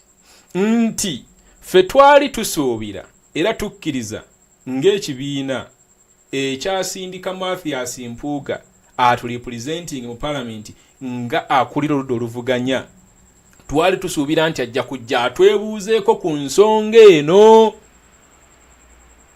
Twali tusuubira nti ajja kujja atwebuuzeeko ku nsonga eno. Indeed, I regularly speak with the Honorable Mpuuga on most major issues. Nti njogera ne Mpuuga ku nsonga ez'enjawulo empitirivu nnyo ate ezirimu eggumba. But I also learned about this matter on social media and initially dismissed it as fake propaganda. Nti naye kennyini ensonga eno yagitegeerako, era n'agiraba ku social media ng'abantu bagitambuza, ne n'alowooza nti nno ebiboozi bantu babizimba buzimbi tebirina makulu. N'alowooza nti nno ebyo ebiboozi baagala kusiiga MATHIAS Mpuuga nzirombi. Yabitegeerako kyekiri kinagambye nga ntandika live sheno nti bino sigamba nti nno byaze recently in the public domain. Nedda. I could believe that my deputy president would get involved in a matter of this. I couldn't believe that my deputy president would get involved in a matter of this gravity and not say anything about it, not least to me. Nti yali takisuubira nti nno deputy president we asobola okubeera nga ali involved mu nsonga ng'eno enzito ennyo ate n'atabaako na waajoogerako wonna kale yaddeyo okumugambako. When asked why he didn't discuss this matter with the party, or at least the president, he said it was a matter of personal finance. Ndozo kawuliddako. Ndozo kawuliddako. Bamubuuzizza nti lwaki ensonga eno tewajoogerako ne party eyakusindika mu parliament okukiikirira interests z'abantu. Kale at least oyogereko n'abakulembeze b'ekibiina, kale oba kale president n'agamba nti nno eno ensonga yali ya muntu ssekinnoomu. It was a matter of personal finance. Ensonga yali ekwatagana ku ssente ng'ate za muntu ssekinnoomu, si bintu byakola kyeyagenda ng'ogera. So kyekiri kinabagambye nti eno yali deal. Era president agamba neyewuunya. So reason esembayo be banono be tugamba.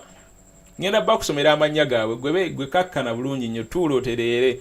Nyinza n'okuwaayo ka break n'osooka ofuna ku biberenge. so kofune ku biberenge yeah yesembayo of course we all know that a matter involving huge sums of money and is not legislated but we all know that a matter involving huge sums of money and is not legislated but a matter of negotiation we all know that a matter involving huge sums of money and is not legislated but a matter of negotiation normally involves give and take. The people of Uganda would love to know what the Honorable Mpuuga gave in exchange for this big favor. Ndiye. Of course mwenda mukimanyi bulungi ebintu bya diiru kino kankiteeke mu lulimi lwa bulijjo ebintu bya diiru bibeera bya mpankuwe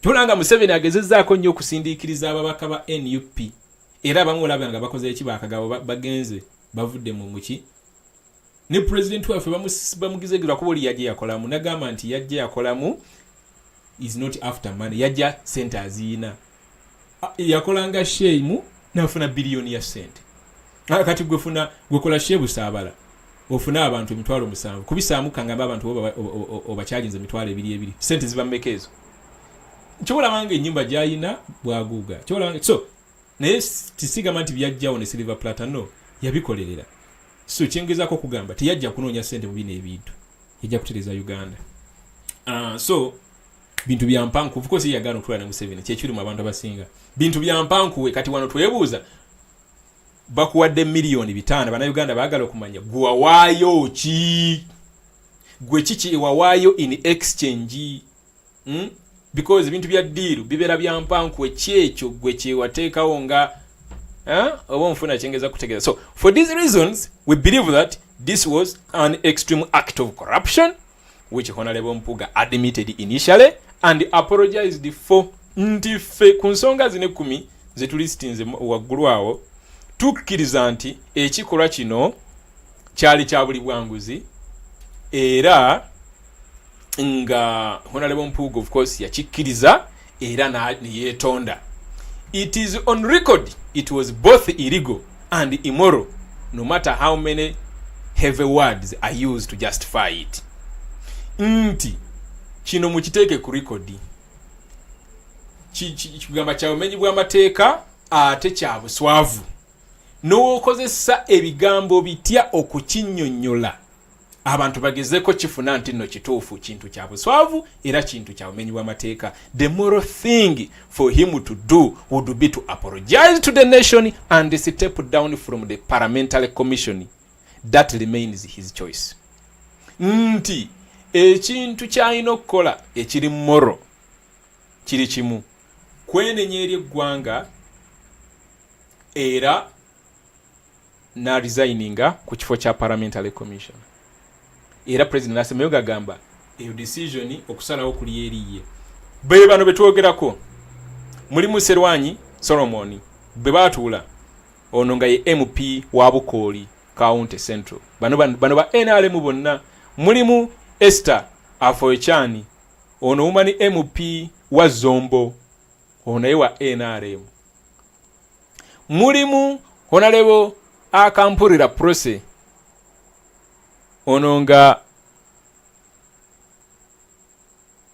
ono yanga umani MP wa Rubanda District beba no Mpuuga byatula nabo ne batandika okwegabira sente zo olabira dalanga bo bali bafuna milioni 4 ono naye nafuna 4 ono naye nafuna 4 ono afuna 5 wozigattamu zona zitotolenga tu 1.7 trillion billion. John Sempala jebire longo ino busungu bungi man ebintu bino binyiza nze mpulira obusungu nga ogula sabuni nusu kakaga kuliko omusolo gwa sente mmeka ninga abasajja bayina engeri gye bagucanga bone batandika okukozesa oluzungu olungi mbusimanyi biki gasi ya bulolo binyiza John Sempala bin ana obulira abantu nga bawolereza obujwanga ngono man binyiza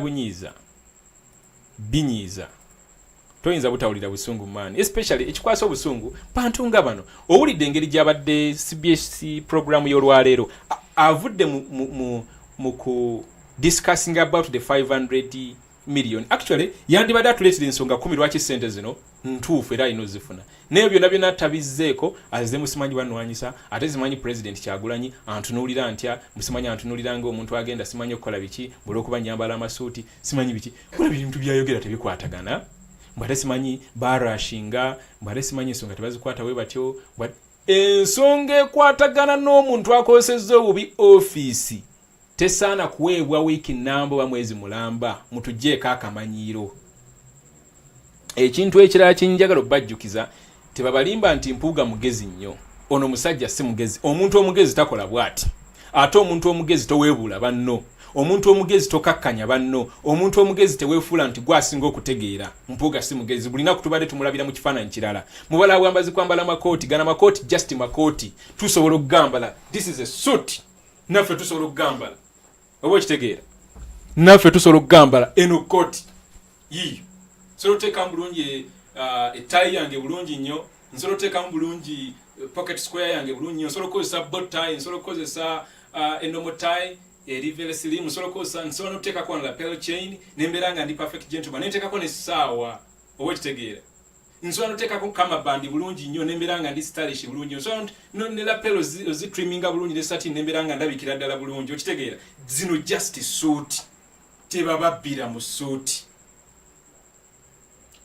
Bana basajja twali tulowooza bagezi zino just suit omuntu wagyeyambulako bw'ati abeera abajjaamu abeera tali any different kugwe kugambe zino just suit abantu abo tebababuzaabuza nkugambe zino just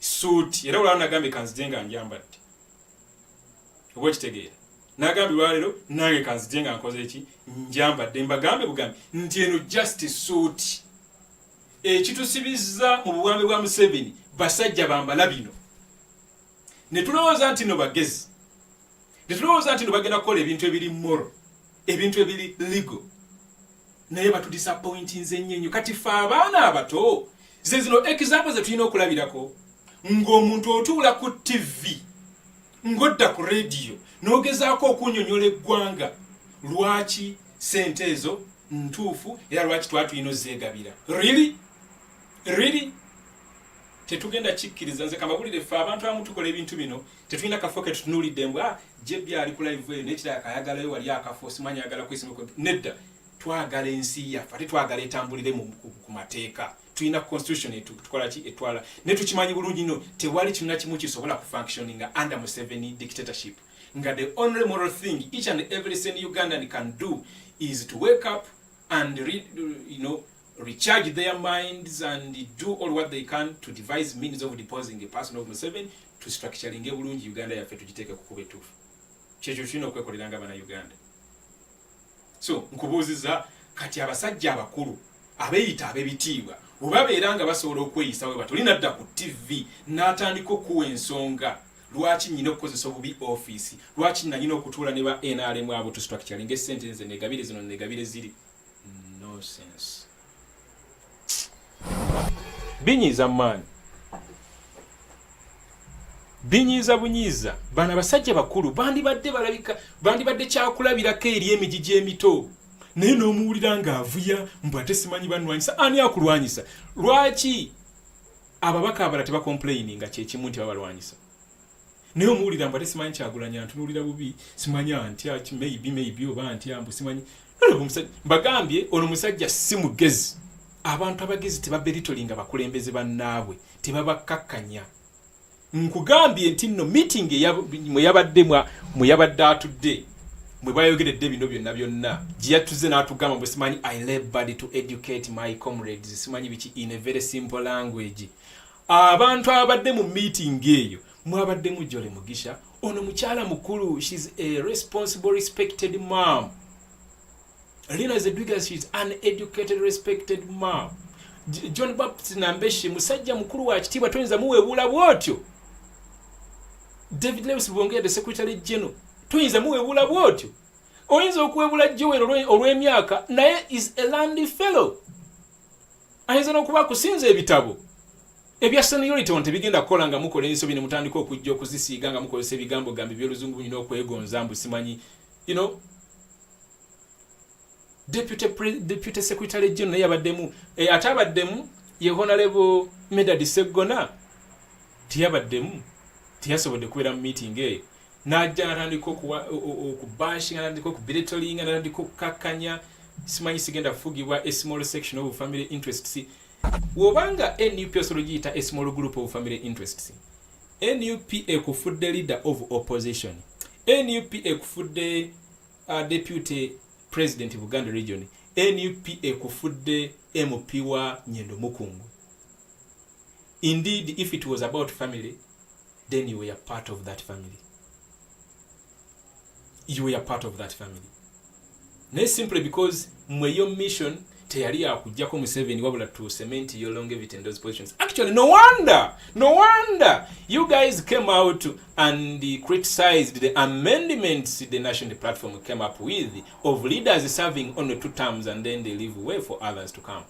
You guys came out actually Mpuuga yavayo nga ali munnamu official leader of opposition navayo na criticize nga ekibiina kyalimu nach criticizing okubeera nga kiyisize etteeka lya time limits. Ffe tugamba nti Museveni aluddewo lwa nsonga ya time limits. Kyokka ffe NUP tulese time limits ku bakulembeze baffe bennyini naye ye yasooka okuvaayo of course n'abeedi wanika yasooka okuvaayo na criticinga etteeka lino. Lwaki? Because tebeerabanga bavudde mu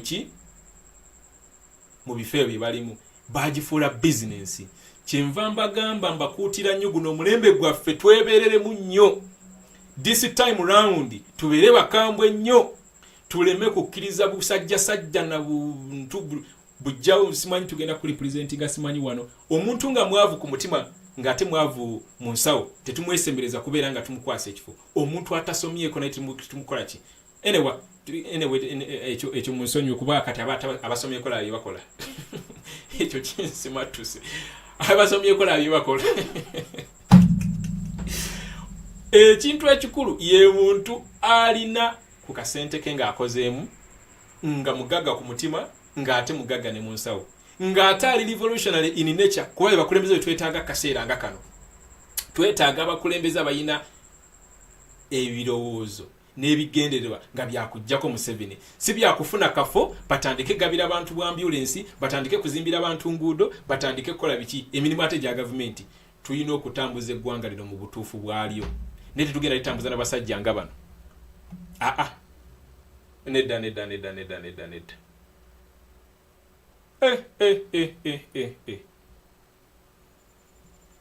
John Sempala Lady Masaka tijebi mukambwe mu lwaliro mwana bintu bino bikwasa obusungu tuli banyivu nnyo bikwasiza ddala obusungu bungi nnyo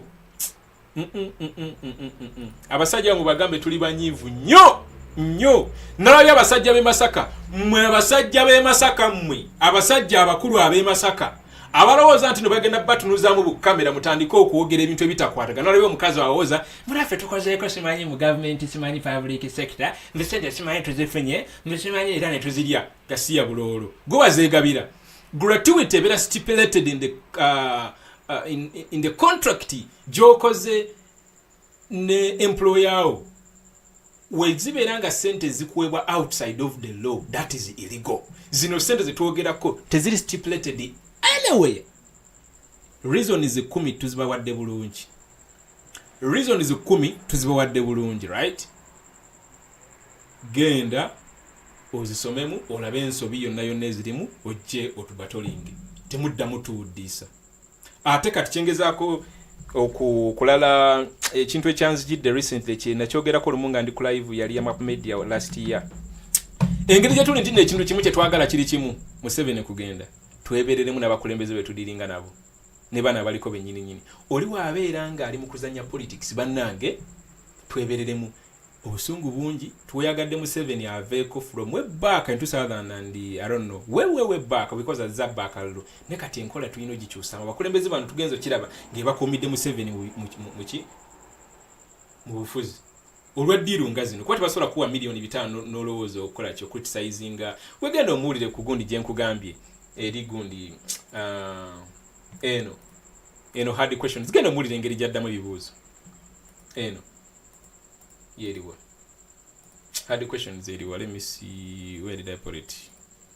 Yeah, genda gwe mulabe ngiri jaddamu ebibuuzo eno, genda ku IJJ channel video yiyo eno interview nga bwogiraba bagikola nga Sirwanja ali mu kubuuza omusajja ono ebibuuzo Solomon, naye yeewuunya, ne Sirwanja nyini yeewuunya ng'omusajja gwakyaziza is a different person nga si gwamanyi. Genda njagala ogenda ogirabe, naawe kenyini nyino gyagambo naye omanyi bano abasajja tebali mu kujjako Museveni, beefuula abategeera ennyinyo. Naye nze nkugambye si mugezi. Omuntu omugezi taberetolinga bakulembeze banne. Omuntu omugezi taweebuula bukulembeze bwalimu. Omuntu omugezi takola bino ono byali mukola. So BSM Uganda, this has been a real talk mazima goka. Thank you guys for being on. Yunaje twatandikide sawa zino zingenzeeko naye twebereremu tetugezaako kukkiriza kuperpetuatinga Musevenism. This is Musevenism in play. Nsibamba gamba, we are going to find a challenge. We are in a very big predicament. Tugenda kugoba Museveni and Musevenism asigarewo. Ekyo kye tudiridenze kankubuulire. Tugenda kugoba Museveni kuba yagenda oba oyagala oba tuyaga, that is a fact. Tekiriko na kubuuza. Nze actually kyekimpa n'essuubi kyekizaamu n'amaanyi every now and then. Buli wendowooza nti awo no just aliwo obezi kaseera agenda kuvaako. Naye the challenge is Museveni agenda kuvaako, tusigaze kye bayita Musevenism, tusigaze that mindset. Tuyina okukola ennyo ekisoboka okulaba nga tusiimuulawo ebintu bino byonna. Tugenda bisiimuulawo nga buli muntu eyeeyita omukulembeze ng'akola bujwanga ng'ono tetumuttira ku liiso. Era I salute the leadership of National Platform. I salute my president. Gwe buli gwolaba yenna awoza mbu simanyi ba Russians. Zino ensonga tezaabadde za yesterday, zino ensonga zibaddewo. Naye nga bazidistributinga, bazikolako investigation nga tebafuna bukakafu. Olwafunye obukakafu, boom, kaput. Tewali na kuddamu kola ki. Bwotyo bw'olina okukola ku muntu akooseza obubi ofiisi ye. Ensonga 10 president azibawadde, nzibayitiddemu bulungi. Abamu bagamba luba luzungu, naye artist oluzungu tulutadde mu Luganda. Nsaba gwe wenna ali eyo ng'osobola okunnyonnyola ensonga zino ng'ozitadde mu Lunyankole, vayo ozikole. Osobola okugenda ku TikTok n'okola kyekimu, osobola okugenda ku Facebook n'okola kyekimu, osobola okujja ku YouTube n'okola kyekimu. Tujja kuba tusiigira abantu ekifaananyi. And the other thing, let's make sure that this message goes beyond these borders of social media, because at the end of the day bali babasajja babawa airplay ku TV za Museveni ne ku radio za Museveni ne bagenda nga bahunduwikinga abantu. All we have is social media. All we have is social media. So how can we use the social media to push this message deeper? Do your part. Nze wenvayo nenjikunyonyola kola gwa gitambuza gisaasaanye naye byonna kyonna kyekiri tebagenda tusobola, tebagenda tulimbalimba, tebagenda kosa luzungu tujja tusoma ChatGPT esobola okunnyonnyola ekigambo kyaki n'okireeta mu Lujapani, n'okireeta mu Lukoleya, n'okireeta mu ki. Ennaku zino tuli balalamu bannange, mutwegendereze. Tekiri nti okola ekintu kino nga tolina kyosuubira, mbu simanyi oyagala kifo, simanyi oyinayo omusaala at the end of the month nga tolina kyosuubira. Tewali ekintu kinyuma ng'ekyo nga kyokola okyagala. Mujja twekulira mu mulago. Buli mukulembeze n'onaabeera ani. President gyagambye eri mutwe n'onaabeera ggwe n'okwatibwa mu buli bw'enguzi sijja kukutira ku liiso. Bw'atyo bwe yamugambye. Oluzungu ne munaalwandiika nga lulimu ebiri ebigambo ono mukasambidde byatera okwogera simanyi biki. It doesn't make any difference. Tujja kujja abantu bibannyonnyole ensonga bagitegeere, mulekerawo okubuzaabuza abantu. All right. I believe ngera koma wano olwaleero tujja kuba ndowooza amasimu sigenda gakola ki.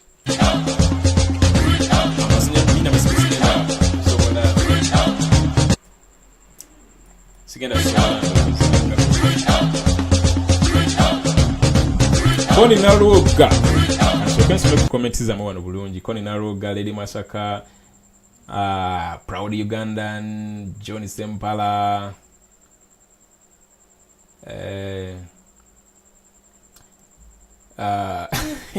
Yo omulembe gwa AI. Omulembe omanyi oyina okutambula n'omulembe. Oyina otambula n'omulembe. Ogano tambula n'omulembe gusobola okulekawo. Gukulekawo bulungi nnyo. Waliyo cloud. Gokola research bulungi nnyo. Olumunyi maybe nja kujjanga nzize kuteekawo misomo gya college. Misomo egiri outside of this that we do. Naye nga giyambako in one or the other pushing a message.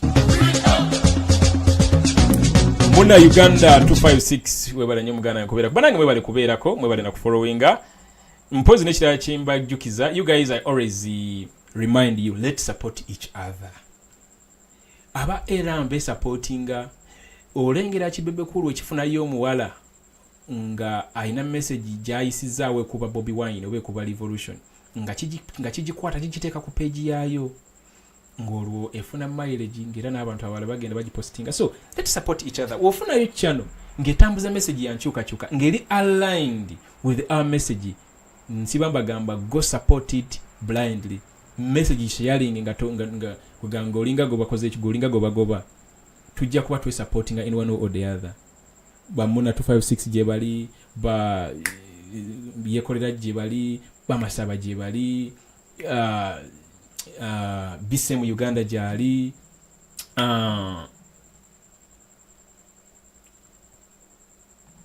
platforms nyingi, you know, platforms nyingi, flashlight UG ogana no subscribinga no teka ku notifications alert no message no sharinga videos osanga no sharing no pushinga, you know, obo yambyeko omuntu naye addamu amaanyi n'agamba nteeka video na artist abantu bagiraba nembera nga sigiteredde yobwerere kebere ku TikTok, kebere ku Facebook, kebere ku website, articles tuziwandika, podcast tuziteekayo. Zinabagamba buli platform tuyina okugiwamba engeri gye bawamba mainstream media. Nze newunya n'okwewunya. Actually wandibadde osuubira nti ebizibu byonna bye tufacinze mu Uganda under Museveni's autocratic leadership style, wandibadde osuubira nti abasajja bano abaddukanya stations ezimu kale nga teziri affiliated with the regime bandibadde bafuna courage. Kubafa abantu twafuna da courage. Gwe si kyangu kuvaayo n'olaga face ntandika okwogera ebintu bino. Bantu batono nnyo golaba bameka naye olumu olaba nga kikususseeko, you get. So abantu bano bandibadde baddamu kaako ne bagana nayo manyi katuyimirire n'omuna Uganda. First of all ne balekerawo tuterayo agaboozibozi agatagatta eboozibozi birimu bujwanga just bujwanga ne batambuza message omuna Uganda gyandibadde aganyirwamu obwongo okuzuukuka. Ne balekerawo kutambuza agaboozibozi g'abasajja bali indirectly nga bakikola indirectly. Obo kitegeera awo abayimiridde naffe. Yes, ngambe ezo platform nga siza abasajja bali kuba ezisinga of course abasajja bali naye bro nabo batuliddemu olukwe.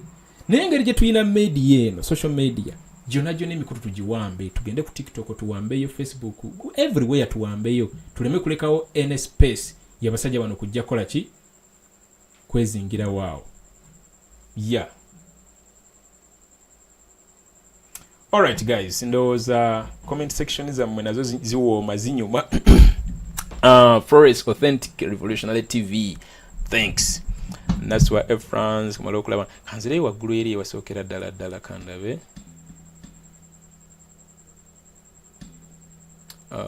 Yes. Pane inga nyingi. Pitirivu nnyo.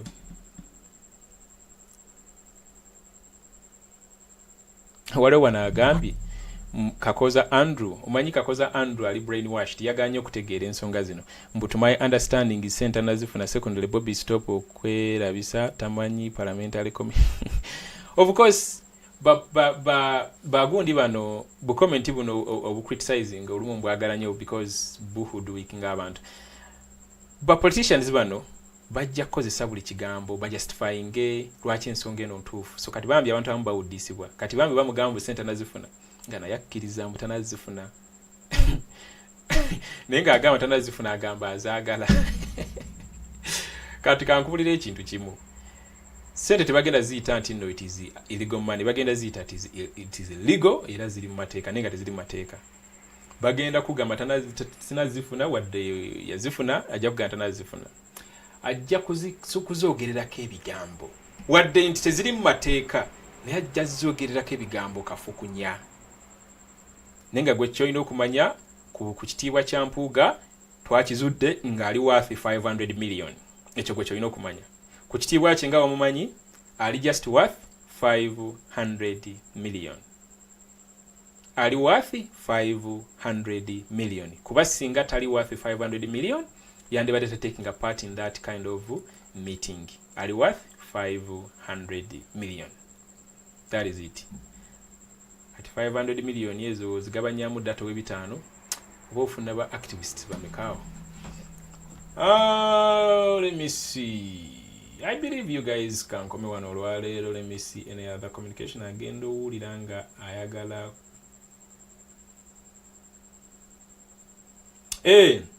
Of course ogenda owuliranga nze sola kuvaayo nenkozesa wano olulimi lubi naye ate sivumirira abo abakikola olw'ensonga waliwo ebikusukkako. Nze sijja balimba waliwo ekikusukkako because eyo nayo revolutionary tool. Yes, it is. Webanga esobola okukwasa obusungu ng'okola bujwangu ono nga lwaki abantu bakuyisaamu ggaali nojja notandika okukozesa oluzunguzungu awo yogera oluganda oluteekamu engero mpitirivu nnyo okujustifyinga ekikolwa nga kino nga lwaki omuntu atalina bugumiikiriza tajja kuyisaamu ggaali. Kola kyonna ekisoboka. Tuli mu revolution. Museveni atufugidde emyaka 38 actually ana plus kuba yatandika olutalo 1981 up to 1986 neyerangiranga president. So ejo na jonji bala kuba during those years bana Uganda bafa bro over 500,000 Ugandans lost their lives. Kati bino bibafirira bino bikwasa obusungu man, bikwasiza ddala just busungu.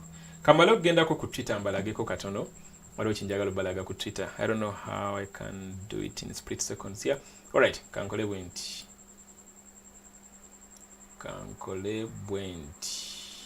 Oh, njina one already. Kanjiteekeyo one. Kangira mbateryo n'akadodi awo. Pampalampala. Akadodi kano manyi nabagamba obanga owuliranga kayina engeri gye kakuteekamu mmoolu ne kasooka kazibukula emisuwa gyonna egikoze ekigizibikidde. Kano.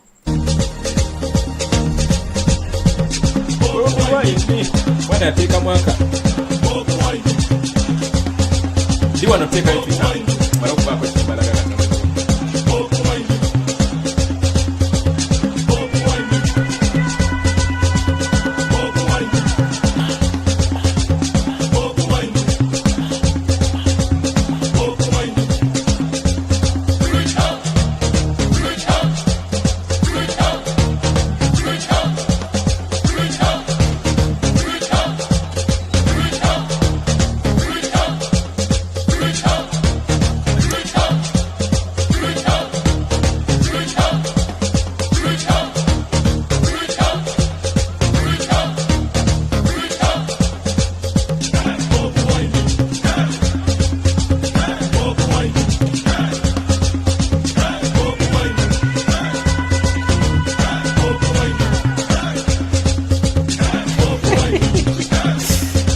Fala nyinga buno bunsanyo n'ambiseera nga bino.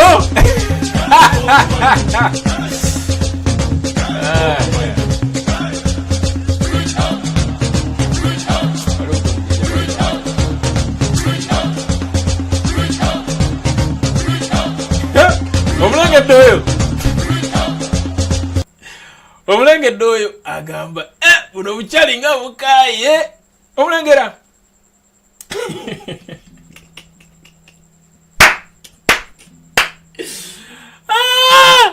agamba gwe obwana nga busuku nga basiikudde fitina nga bajjayo information nene nnyo abaana nga bakaaye story ki waliwo gundi gye mbadde njagala obbalaga wano naye simanyi bannange. Where is it?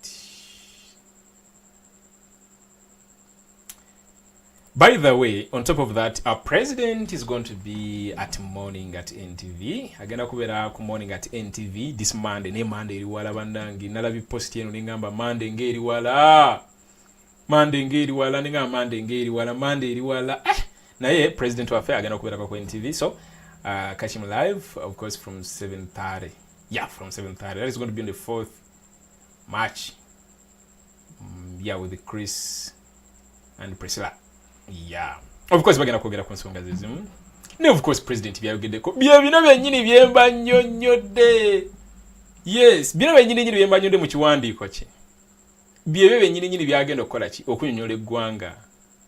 That is it. Gwe manya nti tegeka ogenda obiwulire from the person himself, our revolutionary leader.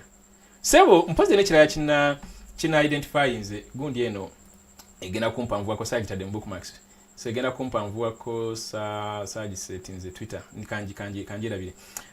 Ekirala kye nalabye Mpuuga alowooza nti ayamba buyambi NUP okubeerawo oba okitegeera mbusimanya agenda be educating agenda basomesa kwegamba yeteeka ku level nti yasinga okutegeera kuba omuwulira nga ayogera alaga simanyi patento alaga abakulembeze abagikulembera tebategeera bye bakola alaga ekyetaaga guidance nene nnyo kugamba alaga yasingamu okutegeera mu bakulembeze bonna kugambye eri tiimu nene nnyo si president wa Bobiwine kugambye eriko abali abasajja engwanguli ate eriko ne ba advisors gwe bootamanyi gujja kulaba bulabi nga president waffe agenze wakanye ihamba musajja mukadde yawumula nguluze munna agenze kulyayo banye kunywayo kacaayi simanyi bucaayi no wamulabanga agenda wabasajja delete po kawanga semwogerere nguluza mbona agenze yali agenda kutapinga from that knowledge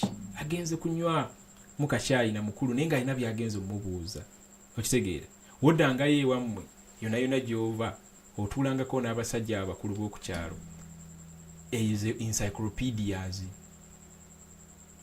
ezo zezi encyclopedias ebintu ebisinga tebabisoma mu bitabo nti oba biki ebintu ebisinga biri in bone mu bo era atandika okunyumiza ogamba ono abisomawa ninga abijja bujja mutwe so talowooza nti yasinga okutegeera nsiba mbagamba nti Uganda erimu abantu bukadana mu 7 n'okusoba abaana basomye ne babeera nga tebaweeredda platform kusavinga oba ku executing services zaabwe gye bali eyo kyobalabanga bujinga asobola okuvaayo n'ateekawo ekibooziboozi mbusimanyi bamukubya amasasi n'olaba omwana n'avaayo n'amwanalizinga point ku point naye nga tali sigamba nti no ali mu department ya police naye nga yasoma bwe yasoma n'atafuna mulimu n'agenda ne yeeyiya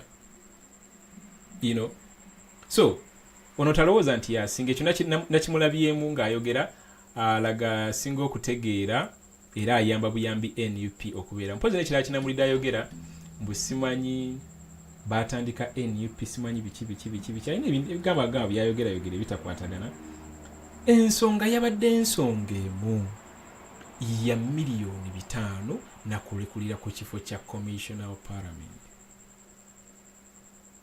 ye yabadde ensonga situnyumiza simanyi NUP situnyumiza nti ate family simanyi thing balwanyisa chairman Nyanzi olwokuba nti n'omuganda Bobiwine ali a part of mobilization team yagikulira kyekibamuvunaana kyokka era kyekiyisisa NUP erimu David Lewis Lubongoya atali anywhere related erimu Lina Zedduge atali anywhere related abono those are the top erimu Jole Mugisha atali anywhere related erimu John Baptist Nambesha atali and those all of them they are from different tribes nejoro yenyini si Munyole so is it Munyole sitajukira bulinga Jole naye simu Uganda nesebo nakayita simanyi a small group of family interests so bayina undertones ezo zibayina nga bayogera yene nono musajja ono yefuula pastor simanyi omugalatiya something like that bwanika nga babiretelinga bagezaako kukakkanya bagezaako okwandamaininga ekintu kye bakola si kirungi n'akamu era tekikufuula mugezi kinvudde mbagamba nti ono si mugezi n'akamu and ekyo mukitamingenga twali mufuniddeyo erinnya diplomatic corrupt diplomat.